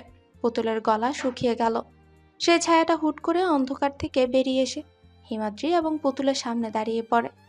তার গাঢ় কালো পোশাক আর তার মুখে এক বিশ্রী হাসি, যেন এক লুকানো শয়তানি খেলা চলছে। হাসির মাঝে ছিল অদ্ভুত এক শ্বাসরোধকারী বিষ, যেন সে কোনো ভয়ঙ্কর কিছু জানে। পুতুলের গাটা কেমন গুলিয়ে উঠল। বুকের ভেতর শূন্যতা ছড়িয়ে পড়ে। তার নিঃশ্বাস ভারী হয়ে গেল। পুতুল এক মুহূর্তের জন্য থমকে দাঁড়িয়ে রইল। তার চোখে কোনো ভাষা ছিল না, শুধু এক অজানা শূন্যতা। কিছু বলার শক্তি যেন হারিয়ে ফেলেছে। হিমাদ্রির পাশ থেকে একটাও শব্দ বের হলো না, যেন পুরো ঘরটা নিঃশব্দ হয়ে গেছে। কেবল তার হৃদয়ের দপদপানো আর শ্বাসের আওয়াজ শোনা যাচ্ছিল। পুতুল শুধু হিমাদ্রির হাত শক্ত করে ধরেছিল, যেন তাকে কোনোভাবে আঁকড়ে ধরে রাখে। এমন এক অবস্থা ছিল তার, চারপাশের পৃথিবী যেন আর তাকে কিছুই ছিল না। কি অদ্ভুত পরিস্থিতিতে, এই অবিশ্বাস্য ঘটনার মাঝেও একটাই চিন্তা মাথায় ছিল, কি ঘটতে চলেছে যাদের ভবিষ্যতে। হিমাদ্রি অস্ত্রটা ছায়াটার দিকে তাক করে রেখে, তার চোখে এখনো অদ্ভুত দৃঢ়তা। ছায়াটা ক্রমে স্পষ্ট হতে থাকলো। তার উপস্থিতি যেন আকাশে অন্ধকার ছড়িয়ে দিতে চাইছিল। হিমাদ্রির শরীর একটুও নড়ে না, তার মনোযোগ কেবল ছায়াটির উপর। পুতুল আতঙ্কে ঠকঠক করতে লাগলো। তার চোখ কেবল ছায়াটার দিকেই চলে যাচ্ছিল। হিমাদ্রির শীতল কণ্ঠস্বর ভেসে এলো। এক পা এগিয়ে আসলেই তোর শেষ। ছায়াটি কিছুটা স্থির হয়ে গেল। তারপর এক মুহূর্তে বিশ্রী একটা হাসিতে ফেটে পড়ে, যেন কোনো শয়তানি পরিকল্পনার অংশ হয়ে উঠেছে। হিমাদ্রি অস্ত্রটা শক্ত করে ধরে। তার চোখের গভীরে আগুনের মতো ক্ষোভ ছিল। যতটুকু পারিস চেষ্টা কর, আমি প্রস্তুত। হিমাদ্রি বলল। তার কণ্ঠে কোনো ভীতি ছিল না, কেবল এক ভয়ঙ্কর দৃঢ়তা। হিমাদ্রি এক মুহূর্তের জন্য চোখে এক তীক্ষ্ণ তাকালো। এই নতুন আগন্তুকের উপস্থিতি তাকে অবাক করেনি, তবে পুতুলের দিকে তাক করা বন্দুক দেখে তার গাটা কেঁপে উঠল। পুতুল আর এক ধাপ পিছিয়ে গিয়ে দেয়ালের সঙ্গে ঠেকে দাঁড়িয়ে পড়ে। তার মনে ভয় আর আতঙ্কের এক শূন্যতা ছড়িয়ে পড়েছিল। হিমাদ্রি রাগে থরথর করে কেঁপে বলে। লোকটা একটু পুতুলের দিকে এগিয়ে পুতুলকে ধরতে নিলে হিমাদ্রি ওর পা বরাবর ঠাস করে একটা গুলি ছুড়ে। নিস্তব্ধ রাতে গুলির শব্দটা কেমন ভয়ঙ্কর শোনালো। লোকটা পেছনে লুটিয়ে পড়ে। তার হাতে থাকা বন্দুকটা মাটিতে পড়ে যায়। পুতুল ভয় পেয়ে আরো পিছিয়ে গেল। তার চোখে এক ধরনের আতঙ্ক আর অসহায়ত্ব ভর করল। হিমাদ্রি তার শরীরটা নেড়ে ঠান্ডা সুরে বলে। আর যদি কিছু করতে চাস তো সব শেষ। তার চোখে আগের মতোই সে রহস্যময় গম্ভীরতা ছিল, কিন্তু এক ধরনের গাম্ভীর্য ঝলকাচ্ছিল। পুতুল অবাক হয়ে তার দিকে তাকাচ্ছিল, বুঝতে পারছিল না সে ঠিক কি করলো। লোকটা যাকে গুলি করা হয়েছিল এখনো অচেতনই ছিল, আর হিমাদ্রি আগেই তার দলের লোকদের ডাকতে শুরু করেছিল। আর পরবর্তী এক পদক্ষেপও ভুল হতে দেয়া যাবে না। বলেই সে আরেকটা নির্দেশ দিল। হিমাদ্রি পুতুলের দিকে তাকিয়ে বলে। ভয় পাস না। তার সামনে দাঁড়িয়ে থাকা লোকটিকে তাদের দলের হাতে তুলে দিয়ে তাদের গোপন আস্তানায় নিয়ে যেতে বলে, আর পুতুলকে নিয়ে রুমে যেতে নিলে ঠিক সেই সময় একটা গুলি এসে পুতুলের হাতে লাগলো। তীব্র চিৎকার দিয়ে মাটিতে লুটিয়ে ব্যথায় ছটফট করতে লাগলো। পুতুলের চিৎকার শুনে হিমাদ্রি হঠাৎ থেমে গেল। চোখের তীব্র অসুস্থতার ছাপ ফুটে উঠল। পুতুল মাটিতে পড়ে গেছে, হাত থেকে রক্ত ঝরছে। হিমাদ্রি ছুটে গিয়ে ওর পাশে নেইল করে বসে পুতুলের রক্তাক্ত হাত ধরে বলে। আমি আছি তো পুতুল, আমি কিচ্ছু হতে দেব না। তার চোখের দৃষ্টি যেন কিছু একটা অস্থির করে তুলছে। পুরো পরিস্থিতি একদম তার নিয়ন্ত্রণের বাইরে চলে গেছে। লোকটি যে গুলি করেছিল দ্রুত পালিয়ে যাওয়ার চেষ্টা করেছিল, কিন্তু হিমাদ্রি খুব দ্রুতই তার দিকে তাকিয়ে চিৎকার করে বলল, অপূর্ব দেখ ওখানে। কেউ যেন পালাতে না পারে। হিমাদ্রির চিৎকারে সঙ্গে সঙ্গে পুরো ঘরটা যেন এক মুহূর্তের জন্য থমকে গেল। অপূর্ব, যাকে হিমাদ্রি ডেকেছিল, দ্রুত চলতে শুরু করলো। তার চোখে আতঙ্কের কোনো ছাপ ছিল না, বরং সে ছিল একদম ধীর ও সংকল্পবদ্ধ। হিমাদ্রির নির্দেশ পেয়ে অপূর্ব সবার দিকে এক নজর মেরে তাদের মিশন বাস্তবায়নের দিকে মনোযোগ দিল। হিমাদ্রি দ্রুত পুতুলকে কোলে তুলে নিল, যেন তার জীবন রক্ষা করাটা এখন সবচেয়ে বড় দায়িত্ব। পুতুলের শরীরটা প্রায় অচল, রক্ত ঝরছে, তবে হিমাদ্রির ধীর হাতে সে যেন এক মুহূর্তের জন্য ভেঙে পড়তে পারবে না। পুতুলের চোখে কেমন একটা অসহায়ত্ব ছিল, কিন্তু তার মন অদ্ভুতভাবে হিমাদ্রির শক্তিতে আশ্রয় নিচ্ছিল। অপূর্ব, তাড়াতাড়ি কিছু বডিগার্ড আমার গাড়ির পেছনে পাঠা। আমি পুতুলকে নিয়ে হসপিটালে যাচ্ছি। অপূর্ব দ্রুত নির্দেশ দিল। কয়েকজন বডিগার্ড হিমাদ্রির গাড়ির পেছনে পাঠালো। কোনো ভুল যাতে না হয়। তারপর হিমাদ্রি দ্রুত পুতুলকে কোলে তুলে গাড়ির দিকে এগিয়ে গেল। পুতুলের মুখে যন্ত্রণার ছাপ, চোখে সজোরে জল জমে, তার হাতের রক্ত ছুটতে শুরু করেছে, আর হিমাদ্রির মনে হচ্ছে পৃথিবী এক মুহূর্তে থেমে গেছে। গাড়িতে ওঠার পর হিমাদ্রি পুতুলের হাতটা শক্ত করে ধরে বলে, চিন্তা করিস না পুতুল, আমি আছি তোর পাশে, তোর কিচ্ছু হবে না। পুতুল কষ্টে ঠোঁট কামড়াচ্ছিল। নিজের ক্ষতটা অনুভব করতে না পেরে সে কিছুই বলল না, তবে তার চোখে যে গভীর আতঙ্ক ছিল সেটা কিছুতেই মুছে ফেলতে পারছিল না। গাড়ি দ্রুত চলতে থাকে। বডিগার্ডরা পেছনেই ছুটছিল, যেন কোনো বড় বিপদ এড়িয়ে চলতে চায়। হিমাদ্রির মনে হচ্ছিল এই মুহূর্তগুলো যেন দীর্ঘ থেকে দীর্ঘতর হয়ে যাচ্ছে। একটু স্থিরতা, শান্তি ছিল না। গাড়ির জানলা ভেদ করে গুলি এসে লাগলো হিমাদ্রির পাশের সিটে। গুলির শব্দে পুরো গাড়ি কেঁপে ওঠে। পুতুল ভয়ঙ্করভাবে চিৎকার করে ওঠে। হিমাদ্রি, হিমাদ্রি তৎক্ষণাৎ গাড়ির স্টিয়ারিংটা শক্ত করে ধরে, তার চোখে তীব্র রাগ আর আতঙ্কের মিশ্রণ।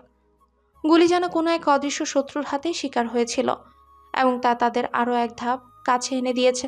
হিমাদ্রি এক পলক পুতুলের দিকে তাকিয়ে বলে, ভয় পাস না জান, আমি আছি, খুব দ্রুত তোকে হসপিটালে নিয়ে যাব। পেছনে বডিগার্ডরা আসছে, ওরা সামলে নেবে।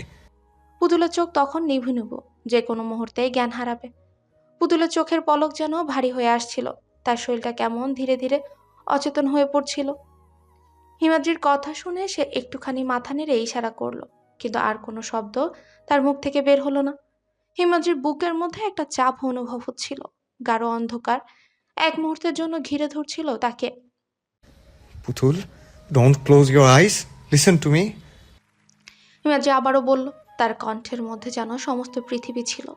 সমস্ত পৃথিবী তাকে শুনতে চাচ্ছিল। সে চেষ্টা করছিল পুতুলের হালকা হাতটা শক্তভাবে ধরে রাখতে, যেন সে হারিয়ে না যায়, যেন সে কোনোভাবে অজান্তে চলে না যায়। গাড়ির গতির সঙ্গে সঙ্গতি রেখে তার হাত ধীরে ধীরে পুতুলের হাতের উপর আরো শক্ত হয়ে ওঠে, যেন কোনোভাবে তার মধ্যে কিছু শক্তি প্রবাহিত হয়। গাড়ি দ্রুত চলে যাচ্ছিল। বডিগার্ডরাও পেছনে লেগেছিল। একের পর এক গুলি ছুটছিল। শত্রুদের প্রত্যাবর্তন আর আশঙ্কা হিমাদ্রির মাথায় ঘুরছিল, কিন্তু তার মন আজ শক্ত ছিল।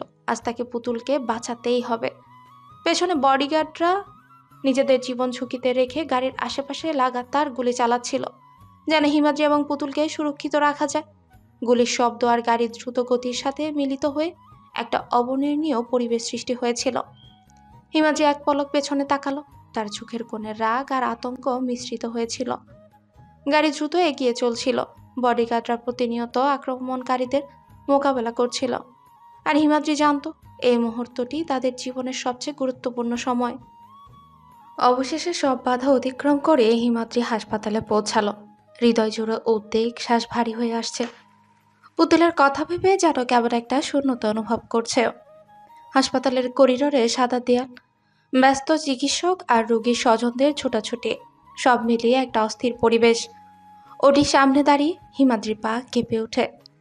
গায়ে সবুজ পর্দায় ঢাকা দরজাটা যেন গাঢ় সবুজ পর্দায় ঢাকা দরজাটা যেন এক অদৃশ্য প্রাচীর হয়ে দাঁড়িয়ে আছে ওর সামনে। পুতুল, এই মুহূর্তে সে কেমন আছে, কেমন কাটছে ওর প্রতিটি মুহূর্ত। নিঃশ্বাস নিতে পারছে তো? ব্যথায় কাতরাচ্ছে না তো? হিমাদ্রির বুকের ভেতরটা মোচড় দিয়ে ওঠে। সারা শরীরে এক অদ্ভুত শীতল স্রোত বয়ে গেল। একজন নার্স তাড়াহুড়ো করে বাইরে বেরিয়ে এলো। হিমাদ্রি ছুটে গিয়ে ওর পথ আটকায়। পেশেন্টের অবস্থা কেমন?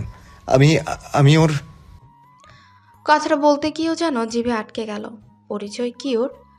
নার্স এক ঝলক চোখ তুলে তাকায়, হাতে থাকা ফাইলটা দেখলো একবার, তারপর নির্লিপ্ত সুরে বলে। হিমাদ্রি যেন নিজ কানকে বিশ্বাস করতে পারলো না। হিমাদ্রি অনুভব করলো ওর ভেতরটা কেমন যেন শূন্য হয়ে আছে। ওর সব অহংকার, সব অভিমান, সব রাগ, সব মিলিয়ে যেন একটা অস্থিরতা ওকে গ্রাস করছে। চোখ বন্ধ করে মাথাটা দেয়ালে ঠেকিয়ে দিল। ভেতরে ডাক্তারদের ব্যস্ত পদক্ষেপ, যন্ত্রের বিপ বিপ শব্দ, নার্সদের তৎপরতা, সবকিছুই যেন দুর্বেদ্য কোলাহল হয়ে বাজছে ওর কানে। মনের গভীর থেকে শুধু একটাই প্রার্থনা উঠে আসছে, ইয়া রব, তুমি ভরসা, আমার পুতুলকে আমার কাছে ফিরিয়ে দাও। ও যেন ঠিক থাকে, ও যেন আবার আমার সামনে এসে দাঁড়ায়, আগের মতো হাসে। ওর এক ফোঁটা ক্ষতিও আমি সহ্য করতে পারবো না। হিমাদ্রি জানে হয়তো ও কখনো বোঝাতে পারেনি, কখনো প্রকাশও করেনি, কিন্তু ওর মনের সবটুকু জুড়েই যে পুতুল। হঠাৎ এক অজানা ভয় ওকে পেয়ে বসে। যদি কিছু হয়ে যায়, যদি, না না, এই ভাবনাটা এ পর্যন্ত সহ্য করতে পারছে না ও। ওটির লাল আলোটা এখনো জ্বলছে, সময় যেন থমকে গেছে। আর হিমাদ্রি শুধু দুহাত মুঠো করে বসে আছে, অপেক্ষার অনন্ত যন্ত্রণায় ছটফট করছে। হিমাদ্রির অপেক্ষার প্রহর যেন শেষই হচ্ছে না। সময়ের চলমান কাঁটা আজ থমকে গেছে ওর জন্য। হাসপাতালের করিডরে অসহায়ের মতো বসে আছে, অথচ কিছুই করতে পারছে না সে, শুধু একের পর এক দোয়া করেই যাচ্ছে। চোখের সামনে পুতুলের হাসি মুখ ভেসে উঠছে বারবার। একসময় অপারেশন থিয়েটারের দরজা খুলে হিমাদ্রির শ্বাস যেন এই মুহূর্তের জন্য বন্ধ হয়ে এলো। ডাক্তারদের গম্ভীর মুখ, নার্সদের ব্যস্ততা দেখে বুকের ভেতরটা ধক করে ওঠে। ডাক্তার ধীরে ধীরে হিমাদ্রির দিকে এগিয়ে এলেন, চোখে মুখে ক্লান্তির ছাপ, কিন্তু ঠোঁটের কোণে এক টুকরো স্বস্তির আভাস। অপারেশন সফল হয়েছে, রোগী এখন আশঙ্কামুক্ত। তবে এখনও পর্যবেক্ষণে রাখছি, খুব দ্রুত জ্ঞান ফিরবে। আপনি চাইলে একটু পর দেখতে পারেন। হিমাদ্রি যেন বিশ্বাসই করতে পারছে না, সত্যি পুতুল বেঁচে আছে, ও ঠিক আছে। চোখ বন্ধ করে লম্বা একটা শ্বাস নেয়। আল্লাহর দরবারে হাজার শুকরিয়া আদায় করলো মনে মনে। কিছুক্ষণ পর নার্স এসে বলে। হিমাদ্রি ধীর পায়ে ঘরে ঢুকে বিছানায় শুয়ে আছে পুতুল, চোখে ক্লান্তির ছাপ, মুখে নিস্তেজ ভাব, তবুও সেই প্রিয় মুখ। হিমাদ্রি ধীরে ধীরে এগিয়ে গেল, কাপা হাতে পুতুলের হাত ধরে। হিমাদ্রি চোখ ভিজে ওঠে, সমস্ত জেদ, রাগ, ভুল বোঝাবুঝি, অভিমান যেন মুহূর্তেই গলে গেল। ওর কণ্ঠ আটকে আসছে। হিমাদ্রিও একটু ঝুঁকে পুতুলের কপালে গভীর চুমু দেয়। পুতুল অচেতন থাকলেও মুখে এক ধরনের প্রশান্তি ফুটে উঠেছে, যেন অবচেতন মনেও সে অনুভব করতে পারছে হিমাদ্রির ছোঁয়া, তার ভালোবাসা। হিমাদ্রি বিছানার পাশেই বসে রইল, এক মুহূর্তের জন্য হাত ছাড়ল না। মনে মনে প্রতিজ্ঞা করল, আর কোনো ভুল বোঝাবুঝি নয়, আর কোনো দূরত্ব নয়। পুতুল ধীরে ধীরে নিঃশ্বাস নিচ্ছে, চোখের পাতা সামান্য কেঁপে উঠছে, হয়তো ঘুমের ঘোরে অনুভব করছে ভালোবাসার সেই স্পর্শ। হিমাদ্রি ফিস ফিস করে বলে, তুমি আমার পুতুল বউ, আমার ভালোবাসা, আমার জীবন। এবার থেকে আর কোনো বাধা আমাদের আলাদা করতে পারবে না। নরম আলোয় পুতুলের মুখটাও যেন স্বচ্ছ লাগছে। হিমাদ্রি ওর হাত আরো শক্ত করে ধরে, মনে মনে প্রতিজ্ঞা করে। এই হাত আর কখনো ছাড়বে না। হঠাৎ একটা কল আসে, ফোনটা বের করে দেখে বডিগার্ডদের মধ্যে একজন কল করেছে। হিমাদ্রি রিসিভ করতেই ওপাশ থেকে বলে ওঠে, আসছি। বলেই আবার পুতুলের কপালে গভীর চুমু দিয়ে চলে গেল বাহিরে। অপূর্বের সামনে দাঁড়িয়ে বলল, অপূর্ব, সব ঠিক আছে তো? জি স্যার, সব ঠিকই আছে, তবে সমস্যাটা অন্য জায়গায়। কি সমস্যা? অপূর্ব চারপাশে একবার দেখে নিল, যেন নিশ্চিন্ত হলো কেউ শুনছে কিনা। তারপর গম্ভীর গলায় বলে, স্যার, মনে হচ্ছে কেউ আপনাকে ফলো করছে। হিমাদ্রির ভ্রু কুঁচকে গেল। মানে, কে ফলো করছে? অপূর্ব একটু কাছে এসে নিচু স্বরে বলে, আমরা কিছুক্ষণ আগে লক্ষ্য করেছি একটা কালো এসইউভি গাড়ি বড় বড় হাসপাতালের আশেপাশে চক্কর দিচ্ছে। গাড়ির গ্লাস, ব্ল্যাঙ্কেট, ভিতরে কে আছে বুঝতে পারছি না। আমাদের লোকেরা খেয়াল করেছিল, কিন্তু যখন আমরা কাছে যাই তখনই গাড়িটা দ্রুত সরে যায়। হিমাদ্রির মনে একটা অস্বস্তি তৈরি হলো। পুতুল এখানে হাসপাতালে শুয়ে আছে, আর কেউ যদি ওদের উপর নজর রাখে, তাহলে ব্যাপারটা মোটেও ভালো কিছু হতে পারে না। তোমাদের লোকেরা গাড়ির নম্বর নোট করেছে? অপূর্ব মাথা নাড়ায়। জি স্যার, তবে গাড়ির নম্বরের শেষ 3 ডিজিটই শুধু স্পষ্ট দেখা গিয়েছে, 791। বাকিটা আমরা বের করার চেষ্টা করছি। হিমাদ্রি গভীর শ্বাস নেয়। গাড়িটা আবার এলে বা কোথাও পার্ক করলে সঙ্গে সঙ্গে আমাকে জানাবে। আমি দেখতে চাই কে এত উৎসাহী হয়ে আমার পেছনে লেগেছে। অপূর্ব সম্মতি জানিয়ে ফোনে কিছু নির্দেশ দিল। হিমাদ্রি অপূর্বকে বলে, অপূর্ব, সিকিউরিটি বাড়িয়ে দাও। পুতুলের কেবিনের সামনে আর কিছু বডিগার্ড দাও, কুইক। সব কিছু নিশ্চিত করতে হবে। এই মুহূর্তে কিছু ঘটলে আমি আর সহ্য করতে পারবো না। অপূর্ব মাথা নেড়ে সম্মতি জানায় এবং দ্রুত চলে যায় কাজে। হিমাদ্রি এক মুহূর্তের জন্য পুতুলের কেবিনের দিকে তাকিয়ে থাকে। তার মনোযোগ পুরোপুরি এক জায়গায় জড়ো হয়ে যায়। হিমাদ্রি হাসপাতালের দিকে পা বাড়াতে গিয়ে হঠাৎ বুকের বাপাশে একটা তীব্র ব্যথা অনুভব করে। মনে হচ্ছিল যেন কিছু একটা গোজ হয়ে উঠছে। ব্যথাটা হালকা ছিল না, কিন্তু সে তো উপেক্ষা করে, আরো দ্রুত হসপিটালে ঢুকে পড়ে। তার চোখের সামনে শুধু পুতুলের চেহারা ভেসে উঠছিল। হিমাদ্রি পুতুলের কেবিনের দিকে ছুটে গেল। মনে হচ্ছিল যেন সে কোনোভাবে পুতুলের কাছে পৌঁছাতে পারলেই সবকিছু ঠিক হয়ে যাবে।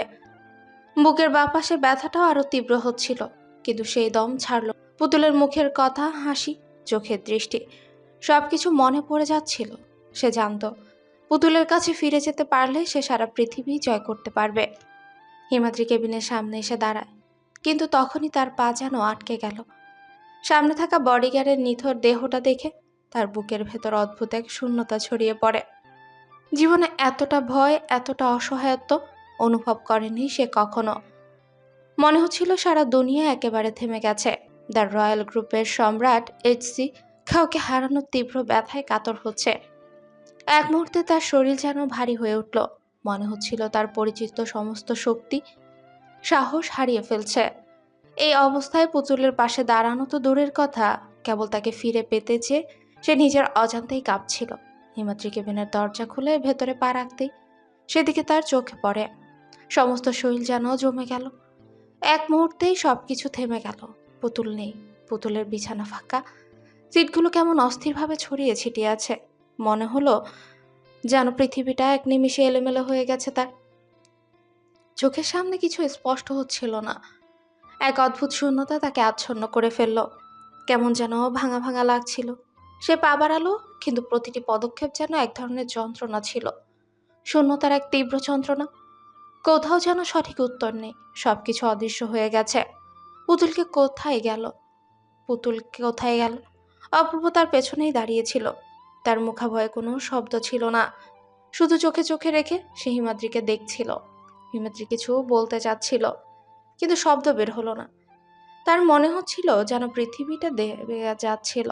অপূর্ব এদিকে সেদিকে তাকাতেই দেখতে পেল দেয়ালে একটা নোট ঝুলছে।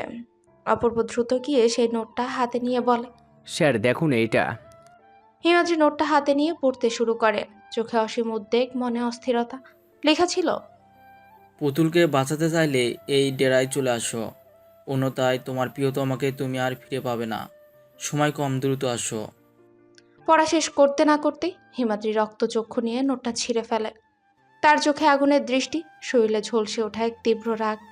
হিমাদ্রি চোখ বন্ধ করে শ্বাস টেনে নিয়ে অপূর্বকে নির্দেশ দিল, পুরানপট্টি, পুরনো গোডাউন, সেখানেই পুতুল। আমরা সেখানেই যাব, কিন্তু সাবধানে। সিকিউরিটি বাড়াতে হবে।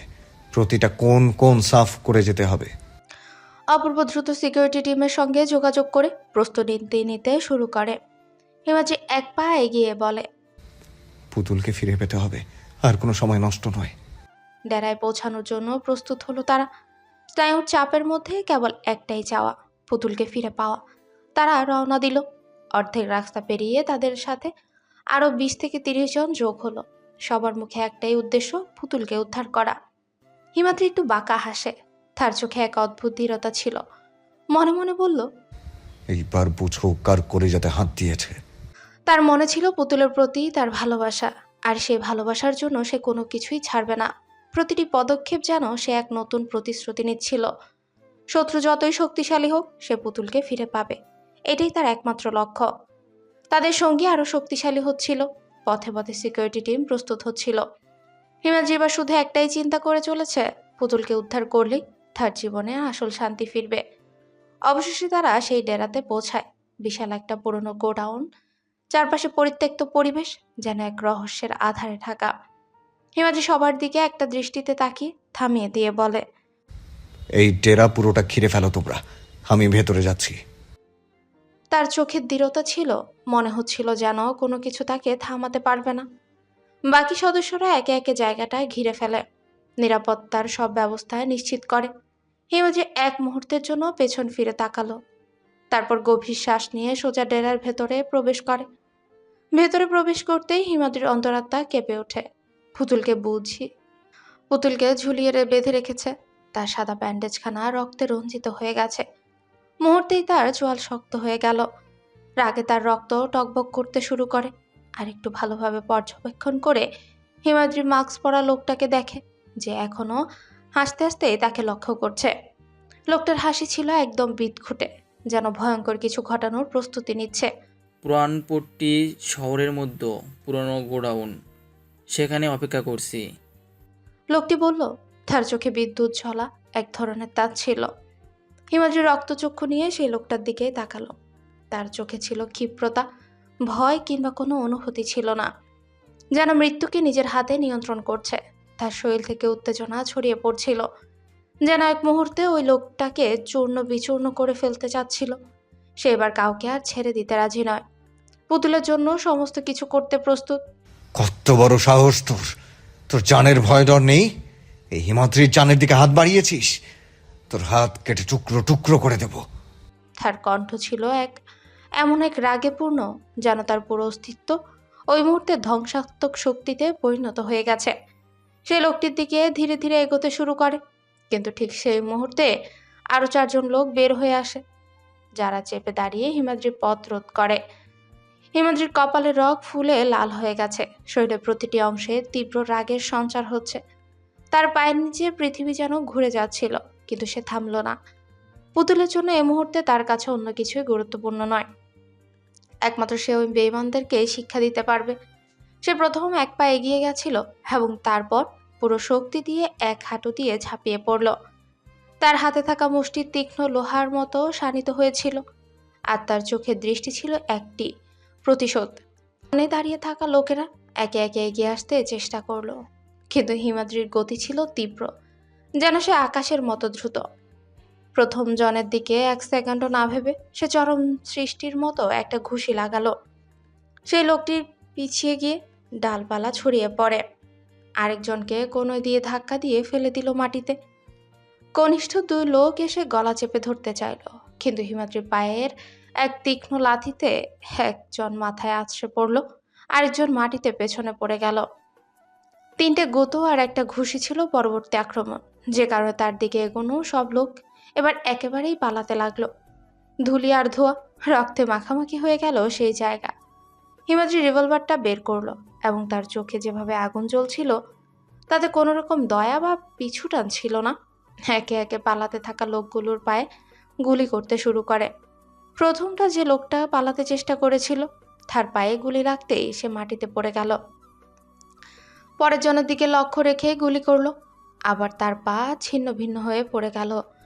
একের পর এক প্রত্যেককে গুলি করলো। সেগুলোর ভয়াবহ শব্দ একে একে সবার কানে পৌঁছাতে লাগলো, যেন যুদ্ধক্ষেত্রের মতো সবকিছু হয়ে উঠছিল।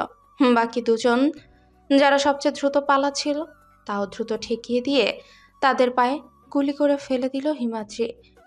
কোনো পিছুটান ছিল না তার, শুধু একটাই লক্ষ্য, পুতুলকে উদ্ধার করতে হবে। আর যারা তাকে আঘাত করতে চেয়েছিল, তাদের শাস্তি দিতে হবে। ঘরের ভেতর একটা গভীর নীরবতা নেমে এলো। একমাত্র হিমাদ্রির দম নিয়ন্ত্রিত শ্বাস ও গুলি শব্দ ছাড়া আর কিচ্ছু শোনা যাচ্ছিল না। হিমাদ্রি পুতুলকে একে একে মুক্ত করে। তার শরীরের গাঢ় কফিনের মতো অন্ধকার বাঁধনগুলো সরিয়ে ফেলে। আর এক মুহূর্তের জন্য থামলো না। পুতুলকে কোলে তুলে নেয়ার পর একেবারে চলতে শুরু করলো, নির্ভীক ধীর প্রতিজ্ঞ। ঘরটা থমকে দাঁড়িয়ে গেল, কিন্তু হিমাদ্রির মধ্যে কোনো ভয় বা সংশয় ছিল না। তার পা ছুটে চলেছিল, যেন এই পৃথিবীটাতে আর কোনো কিছুই তাকে থামাতে পারবে না। এই সময় হঠাৎ সেই মাস্ক পরা লোকটা, যে এতক্ষণ এক দৃষ্টিতে তাকে দেখছিল, হিমাদ্রির পথের মাঝখানে এসে দাঁড়ালো। তবে এক মুহূর্তে বোধগম্য হয়ে উঠল, সেই লোকটি আর দাঁড়াতে পারছে না। হিমাদ্রির দিকে 1 পা দিয়ে এগোতে চেষ্টা করেছিল, কিন্তু তার পা ফসকে গুলির আঘাত পেয়েছিল। লোকটা মাটিতে পড়ে গিয়ে কাতরাতে লাগলো। হিমাদ্রির চোখে রাগের আগুনের মতো আগ্রহ ফুটে উঠল। সে ধীরভাবে পায়ের পাতা দিয়ে লোকটার শরীরের উপর চাপ দিতে থাকলো, যেন প্রতিটি মুহূর্তে তৃপ্তি পাচ্ছিল। মানুষটা কাতরাচ্ছিল, কিন্তু হিমাদ্রির মধ্যে কোনো দয়া ছিল না। এটা তো কেবল শুরু, আরো কঠিন শাস্তি দিবে সে।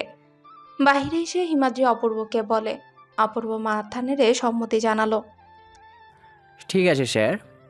হিমাদ্রির চোখে ছিল এক ধরনের তেজ এবং মনোসংযোগ, যেন সে পুতুলকে নিরাপদে হাসপাতালে পৌঁছে দিতে চাইছে। দ্রুত পুতুলকে কোলে নিয়ে সে গাড়ির দিকে এগিয়ে চলে, আর অপূর্বা এবং দলের অন্য সদস্যরা তাদের ডেরায় নিয়ে যেতে লাগলো। হিমাদ্রি দ্রুত হাসপাতালের দিকে চলে গেল। পুতুলকে নিজেই কোলে করে শক্ত করে ধরে রেখেছে। গাঢ় অন্ধকার হয়ে আসছিল, কিন্তু তার চোখে একটাও দুঃখ বা ভয় ছিল না। তার একমাত্র লক্ষ্য ছিল পুতুলকে সুস্থ করা। যত দ্রুত সম্ভব তাকে নিরাপদে রাখতে হবে। হাসপাতালে ঢুকতেই চিকিৎসকরা দ্রুত পুতুলকে নিয়ে গেল। হিমাদ্রি ঘরের কোণে দাঁড়িয়ে থেকে কিছুতেই চোখ সারাতে পারে না পুতুলের অবস্থা দেখে। তার মনে হচ্ছিল প্রতিটি সেকেন্ড, প্রতিটি মিনিট যেন এক একটা চ্যালেঞ্জ ছিল। পুতুলের রক্তাক্ত মুখ, ব্যান্ডেজে মোড়া শরীর, সবকিছু যেন হিমাদ্রির কাছে একেবারে অস্বাভাবিক লাগছিল। তারপরেও সে ধীর ছিল, আত্মবিশ্বাসী ছিল। হাসপাতালে হুট করে একদল চিকিৎসক হাজির হয়ে গেল। সবার সঙ্গে হিমাদ্রি খুব কমই কথা বলেছিল। সে শুধু অপেক্ষা করছিল পুতুলের জন্য। রাতের নীরবতা ভেঙে আসে ভোর। চারদিকে আজানের সুর শোনা যাচ্ছিল, যেন সকল দুঃখের মাঝেও একটা শান্তির বার্তা আসছে। হিমাদ্রি তখন এক মুহূর্তের জন্য পুতুলের কেবিনের সামনে বসেছিল। গত একদিনের সমস্ত ঘটনা তার মনের ভেতর ঝড়ের মতো বইছিল। ক্লান্তি, চাপ, উদ্বেগ সবকিছু একসাথে মিলে গিয়ে তাকে একদম বিধ্বস্ত করে দিয়েছিল। চোখ বন্ধ করে সে একটু বিশ্রাম নিতে চাইল, তবে মনে হচ্ছিল পুতুলের কথা। হিমাদ্রি দ্রুত হাসপাতালের দিকে চলে গেল। পুতুলকে নিজের কোলেই শক্ত করে ধরে রেখেছিল। গাঢ় অন্ধকার হয়ে আসছিল। একটু পর ডাক্তার এলো। ডাক্তারটা হিমাদ্রিকে এক দৃষ্টিতে দেখে বলে, রুগীটির শরীর থেকে প্রচুর পরিমাণে রক্ত চলে গিয়েছিল। আমরা যথেষ্ট রক্ত সরবরাহ করেছি, আশা করছি ঘণ্টাখানেকের ভিতরে জ্ঞান ফিরবে। তবে তাকে সাবধানে রাখা প্রয়োজন।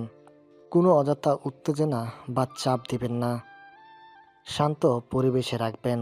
হিমাদ্রি মাথা ঝুঁকিয়ে ডাক্তারকে ধন্যবাদ দিল এবং পুতুলের পাশে গিয়ে বসল। পুতুলের শ্বাস প্রশ্বাস দেখতে লাগলো। যে শ্বাসগুলো এত কষ্টকর ছিল, এখন সেগুলো একটু একটু করে স্বাভাবিক হয়ে আসছিল। হিমাদ্রির মনেও এক ধরনের শান্তি ঢুকলো। পুতুলের হাতটা ধরে চেয়ারে গায়ে এলিয়ে দিল হিমাদ্রি। এক ধরনের নিঃশব্দ শান্তি তার ভেতরে ছড়িয়ে পড়ে। হিমাদ্রি পুতুলের হাতটা আরো শক্ত করে ধরে, যেন সেই হাতের প্রতিটি স্পর্শে তার সমস্ত কষ্টের ঝড় থেমে যাচ্ছে। তার মুখে এক অদ্ভুত ধীরতা, আর চোখে এক ধরনের মায়া ছিল। আমি আছি পুতুল, তোর পাশে। হিমাদ্রি নরম কিন্তু ধীর কণ্ঠে বলল, যেন সে প্রতিশ্রুতি দিল যে কোনো কষ্টই তারা একসাথে মোকাবেলা করবে। এই পৃথিবী বা এর বাইরে কিছুই তাদের বিচ্ছিন্ন করতে পারবে না। চলতে থাকুক সংগ্রাম, তবে পুতুলের পাশে সে থাকবে, এটাই তার শপথ। পুতুলের জ্ঞান ফিরল। ধীরে ধীরে চোখের পাতা কেঁপে উঠল, যেন ঘোরের ভেতর থেকে বাস্তবে ফিরছে। শ্বাসের গতি স্বাভাবিক হতে লাগলো, কিন্তু শরীরটা এখনো ভারী লাগছে। চারপাশটা কিছুটা ঝাপসা মনে হলেও একটা পরিচিত উষ্ণতা যেন তাকে আশ্রয় দিচ্ছে। হিমাদ্রি একদম নিস্তব্ধ হয়ে বসেছিল পুতুলের পাশে। তার পুরো অস্তিত্ব জুড়ে ছিল কেবলই আতঙ্ক, উদ্বেগ আর দুশ্চিন্তার ছায়া।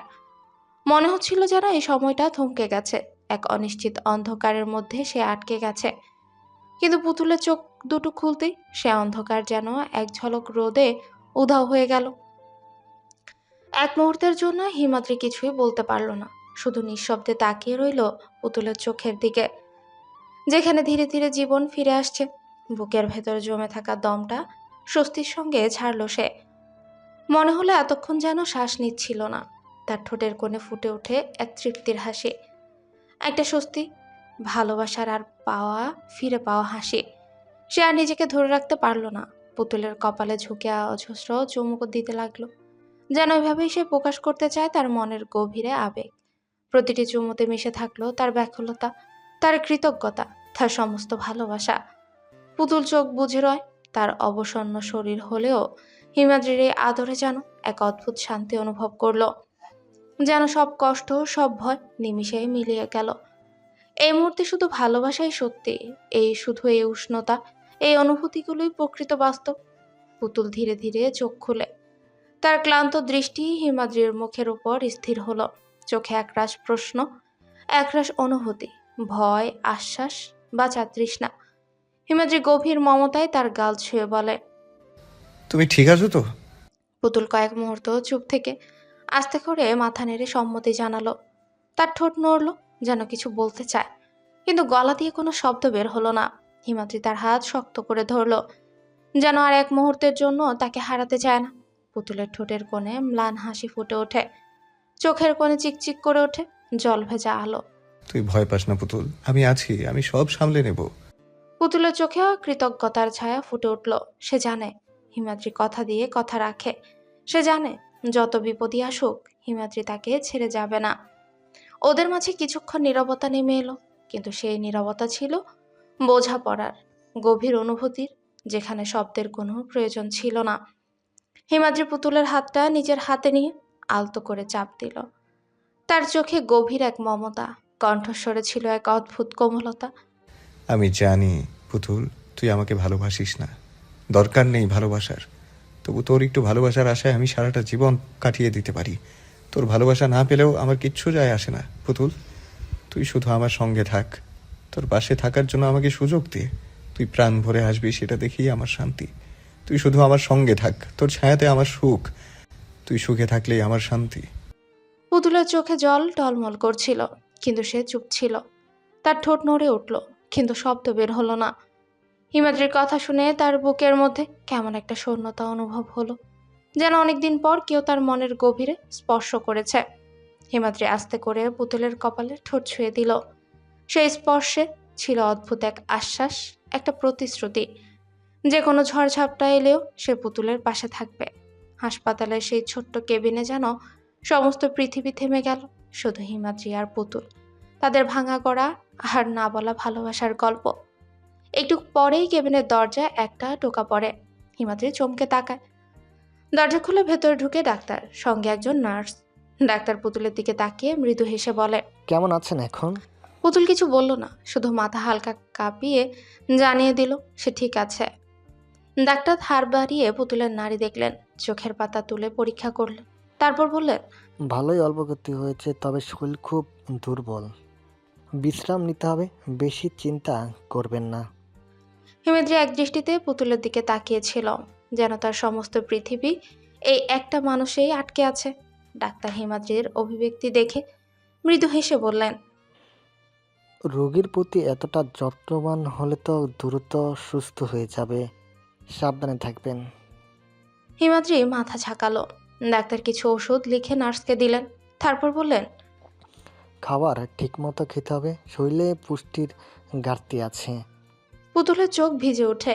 এতদিন ধরে সে কি আসলেই মানসিকভাবে শক্ত থাকার চেষ্টা করেছিল, নাকি শুধুই সবকিছু থেকে পালিয়ে বেড়াচ্ছিল? ডাক্তার আর নার্স কেবিন থেকে বেরিয়ে গেলে কক্ষটা আবার নিস্তব্ধ হয়ে গেল। শুধু পুতুল আর হিমাদ্রি, তাদের মধ্যে না বলা হাজারো কথা যেন বাতাসে ভাসতে থাকলো। হিমাদ্রি পুতুলের হাতটা শক্ত করে ধরে, কণ্ঠে অদ্ভুত এক উচ্ছ্বাস, ভালোবাসার উষ্ণতা মেশানো প্রতিজ্ঞার সুরে বলে, পুতুল বউ, আমরা দ্রুতই বাড়ি যাব। এখনই মেডিসিনগুলো নিয়ে সব ফর্মালিটিস পূরণ করে আমরা বাড়ি ফিরবো। বাড়ির পরিবেশে তুই ঠিক হয়ে যাবি, সব ঠিক হয়ে যাবে, দেখিস। পুতুল অবাক চোখে তাকিয়ে রইল হিমাদ্রির দিকে। এতদিন ধরে সে কি আসলেই একটা ঘোরের ভেতর ছিল? এই মানুষটা যে তার জন্য এত কিছু করছে, যে তার ভালো থাকা নিয়ে এতটা উদ্বিগ্ন, সে কি কখনো বুঝতে চেয়েছে এই ভালোবাসার গভীরতা? তার চোখের কোণে জল চিকচিক করে ওঠে, কিন্তু সে দ্রুত তা মুছে ফেলে, কিছুই বলল না, শুধু একবার হালকা মাথা ঝাঁকালো। হিমাদ্রি হাসে, একটা প্রশান্তির হাসি। মনে হলো তার পৃথিবী আবারও পূর্ণ হলো। হসপিটালে সব নিয়ম পূর্ণ করে মেডিকেল স্টাফদের কাছ থেকে প্রয়োজনীয় কাগজপত্র নিয়ে হিমাদ্রি পুতুলকে নিয়ে হাসপাতাল থেকে বের হয়ে পড়ে। তার চোখে ছিল এক ধরনের নিশ্চিন্তি, যেন জীবনের সবচেয়ে বড় যুদ্ধটাতে মনে হচ্ছিল তার পৃথিবী আবার সঠিক জায়গায় ফিরতে শুরু করেছে। গাড়িতে উঠে পুতুল হিমাদ্রির পাশেই বসে। তার চোখে ক্লান্তি ছিল, কিন্তু সেই ক্লান্তির ভেতরে এক ধরনের আশার ছিলে। হিমাদ্রি গাড়ির চাবি ঘুরিয়ে ইঞ্জিন চালু করলো। পুতুল নীরবে তার হাতটা ধরতে লাগলে, কিছু না বললেও তার চোখে অনেক কিছুই ছিল। গাড়ি চড়ে তুলতে শুরু করলো। চারপাশের দৃশ্য ধীরে ধীরে মুছে যেতে লাগলো, কিন্তু তাদের মধ্যে একটা অদৃশ্য বন্ধন দৃঢ় হয়ে উঠল। পুতুলকে নিয়ে হিমাদ্রি যখন বাড়িতে পৌঁছালো, তখন বিকেলের আলো মরে আসছে। চারপাশে এক অদ্ভুত শান্ত পরিবেশ, যেন এই বাড়িটা অপেক্ষা করছিল তার গৃহবধূর ফিরে আসার জন্য। দরজার সামনে দাঁড়িয়ে হিমাদ্রি এক মুহূর্ত থমকে গেল, তারপর গভীর মমতায় পুতুলের দিকে তাকালো। পুতুলের চোখে একটা অজানা অনুভূতির ছাপ। এই বাড়িটা তার জন্য কি শুধু একটা আশ্রয়, নাকি এখানেই তার সত্যিকারের জায়গা? তার হৃদয় দোলাচলে কাঁপছিল, কিন্তু সে কিছুই বলল না। হিমাদ্রি ধীরে ধীরে দরজা খুলল। পরিচিত পরিবেশ, পরিচিত ঘ্রাণ, কিন্তু আজ যেন সবকিছু নতুন লাগছে। বাড়ির দোরগোড়ায় পা রাখতেই পুতুলের মনটা কেমন যেন অস্থির হয়ে ওঠে। কতদিন পর সে এই জায়গায় ফিরল, কতদিন পরে এই আঙিনায় পা রাখলো। হিমাদ্রি আলতোভাবে পুতুলের হাত ধরে। ভেতরে চল পুতুল, ওকে আর কোথাও যেতে হবে না।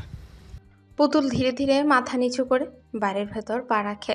তার মনে হচ্ছিল এ বাড়ির প্রতিটি ইট যেন তার ফেরার অপেক্ষায় ছিল, যেন এখানেই তার সব বাঁধন জড়িয়ে আছে, বাধ্যতার বাঁধনে আবদ্ধ। পুতুল ধীরে ধীরে বাড়ির ভেতরে পা রাখে। পরিচিত জায়গা, পরিচিত গন্ধ, কিন্তু তার ভেতরটা এক অদ্ভুত শূন্যতায় ভরে গেল।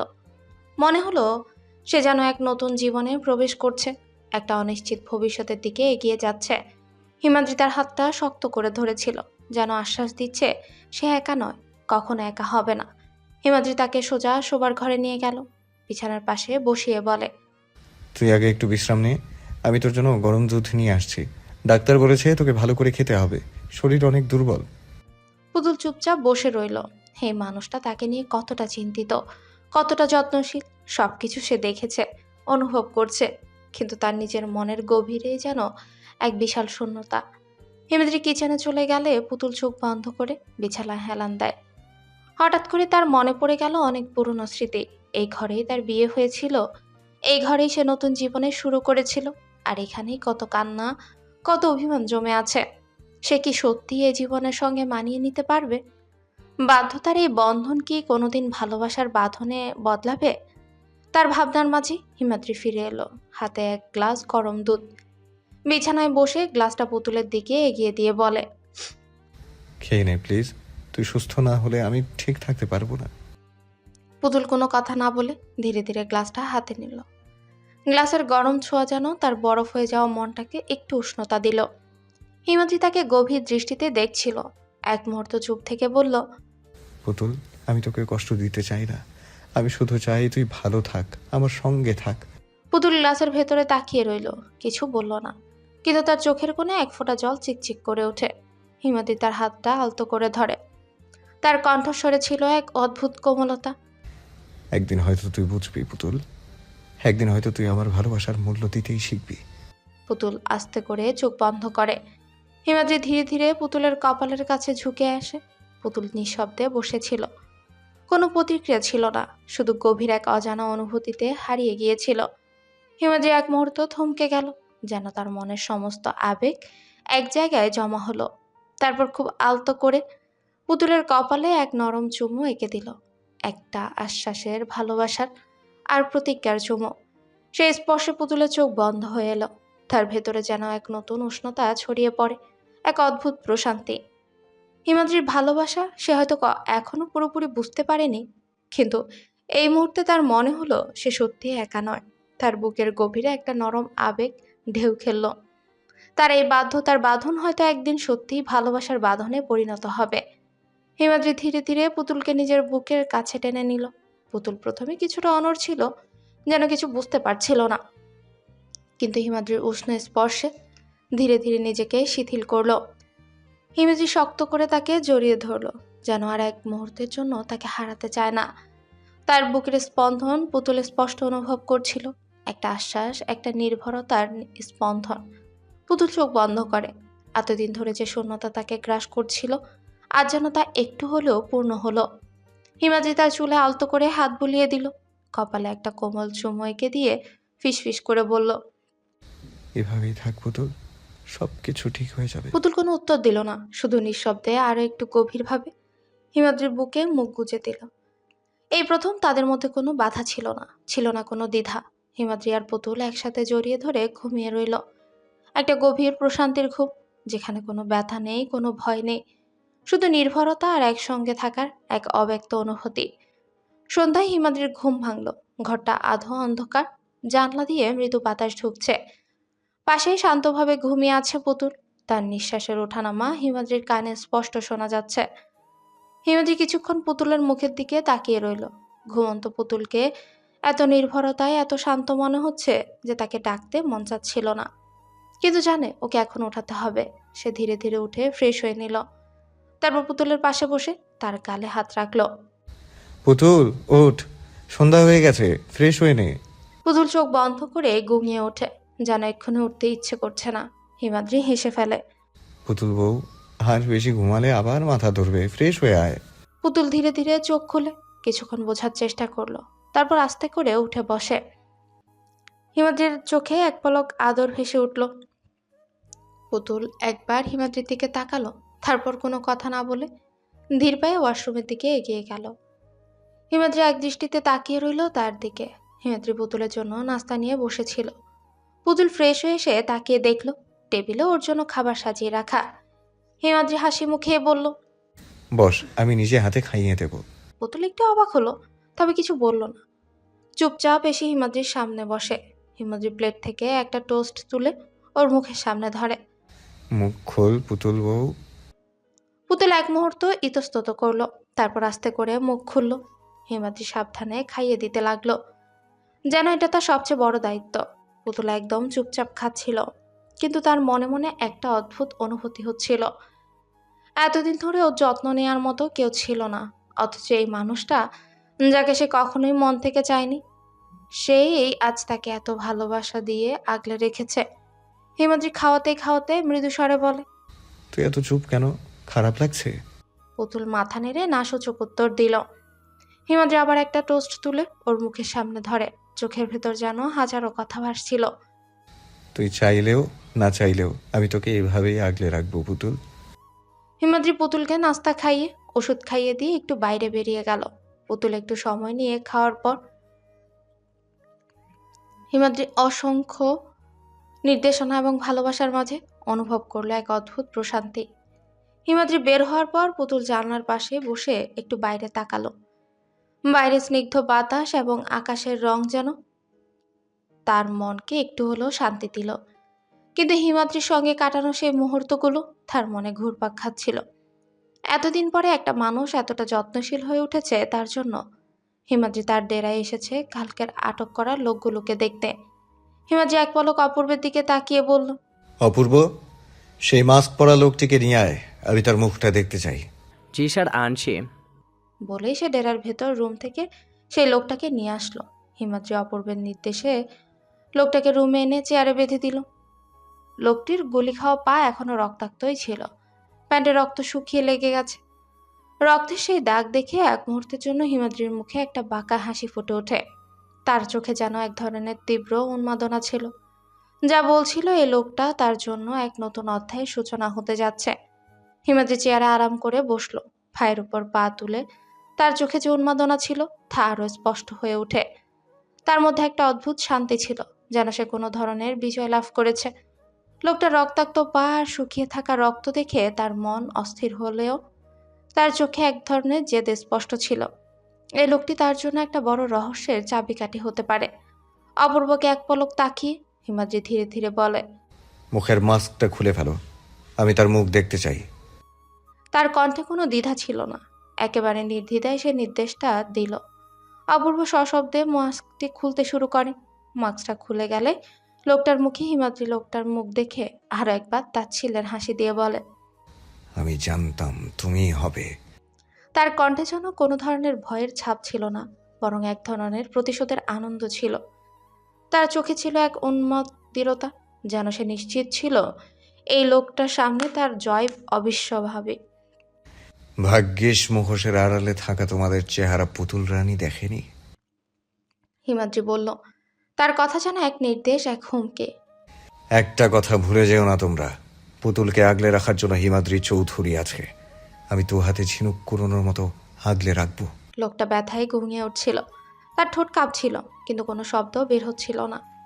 হিমাদ্রি চেয়ার থেকে উঠে দাঁড়িয়ে, তার চোখে এক ধরনের অদ্ভুত দৃঢ়তা ছিল। তার মুখে একটুখানি তাচ্ছিল্যপূর্ণ হাসি ফুটে ওঠে, যেন সে নিশ্চিত ছিল যে এই মুহূর্তে তার বিজয় নিশ্চিত। সে এক পা ফেলে সামনে এগিয়ে গেল। অপূর্বের দিকে এক পলক তাকিয়ে হিমাদ্রি ঠান্ডা গলায় বলল, ওর খাতিরদারি করো, আমি আসছি।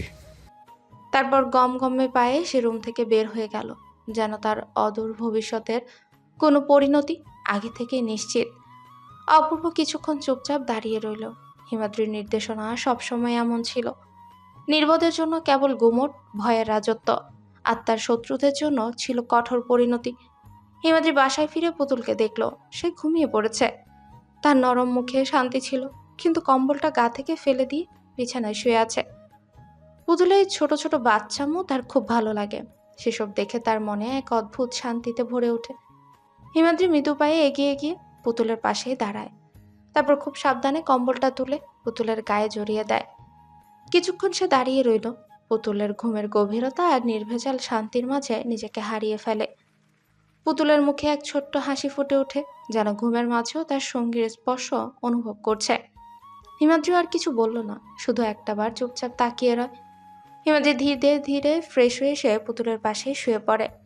বিছানার নরম শীতে শরীরটা এলিয়ে দিয়ে সে পুতুলের পাশে গেল।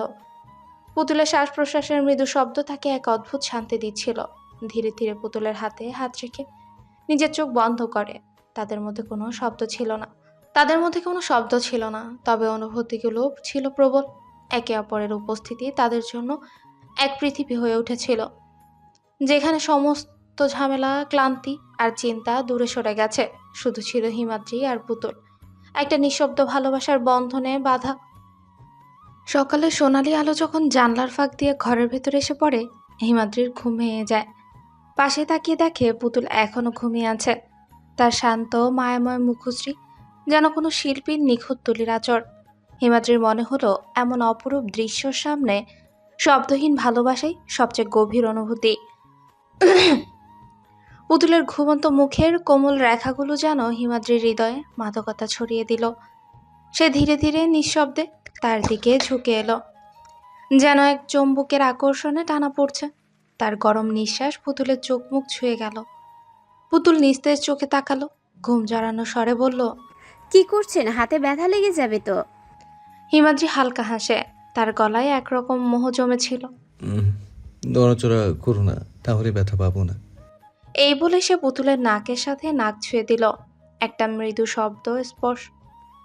মৃদু স্পর্শ, অথচ যেন হাজার অনুভূতির বিস্ফোরণ।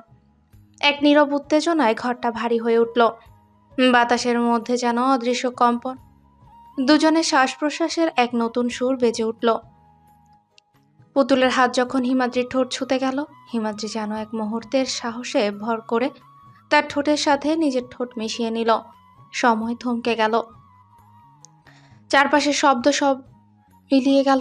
কেবল ছিল ওদের নিঃশব্দ অনুভূতি, গভীর প্রেম আর সেই আশ্চর্য মুহূর্তের আবেশ। পুতুলের শরীর যেন এক মৃদু শিহরণে কেঁপে ওঠে, আর হিমাদ্রি তার বুকের কাছে মুখ গুজে দিল, যেন এই প্রশান্তির ভেতর নিজেকে হারিয়ে ফেলতে চায়। পুতুলের নিঃশ্বাস দ্রুত হয়ে এলো।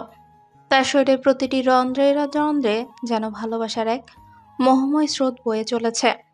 হিমাদ্রি যখন পুতুলের পেটে মুখ গুজল, তখন তার উষ্ণ নিঃশ্বাসে পুতুলের হৃদয় কেঁপে উঠল।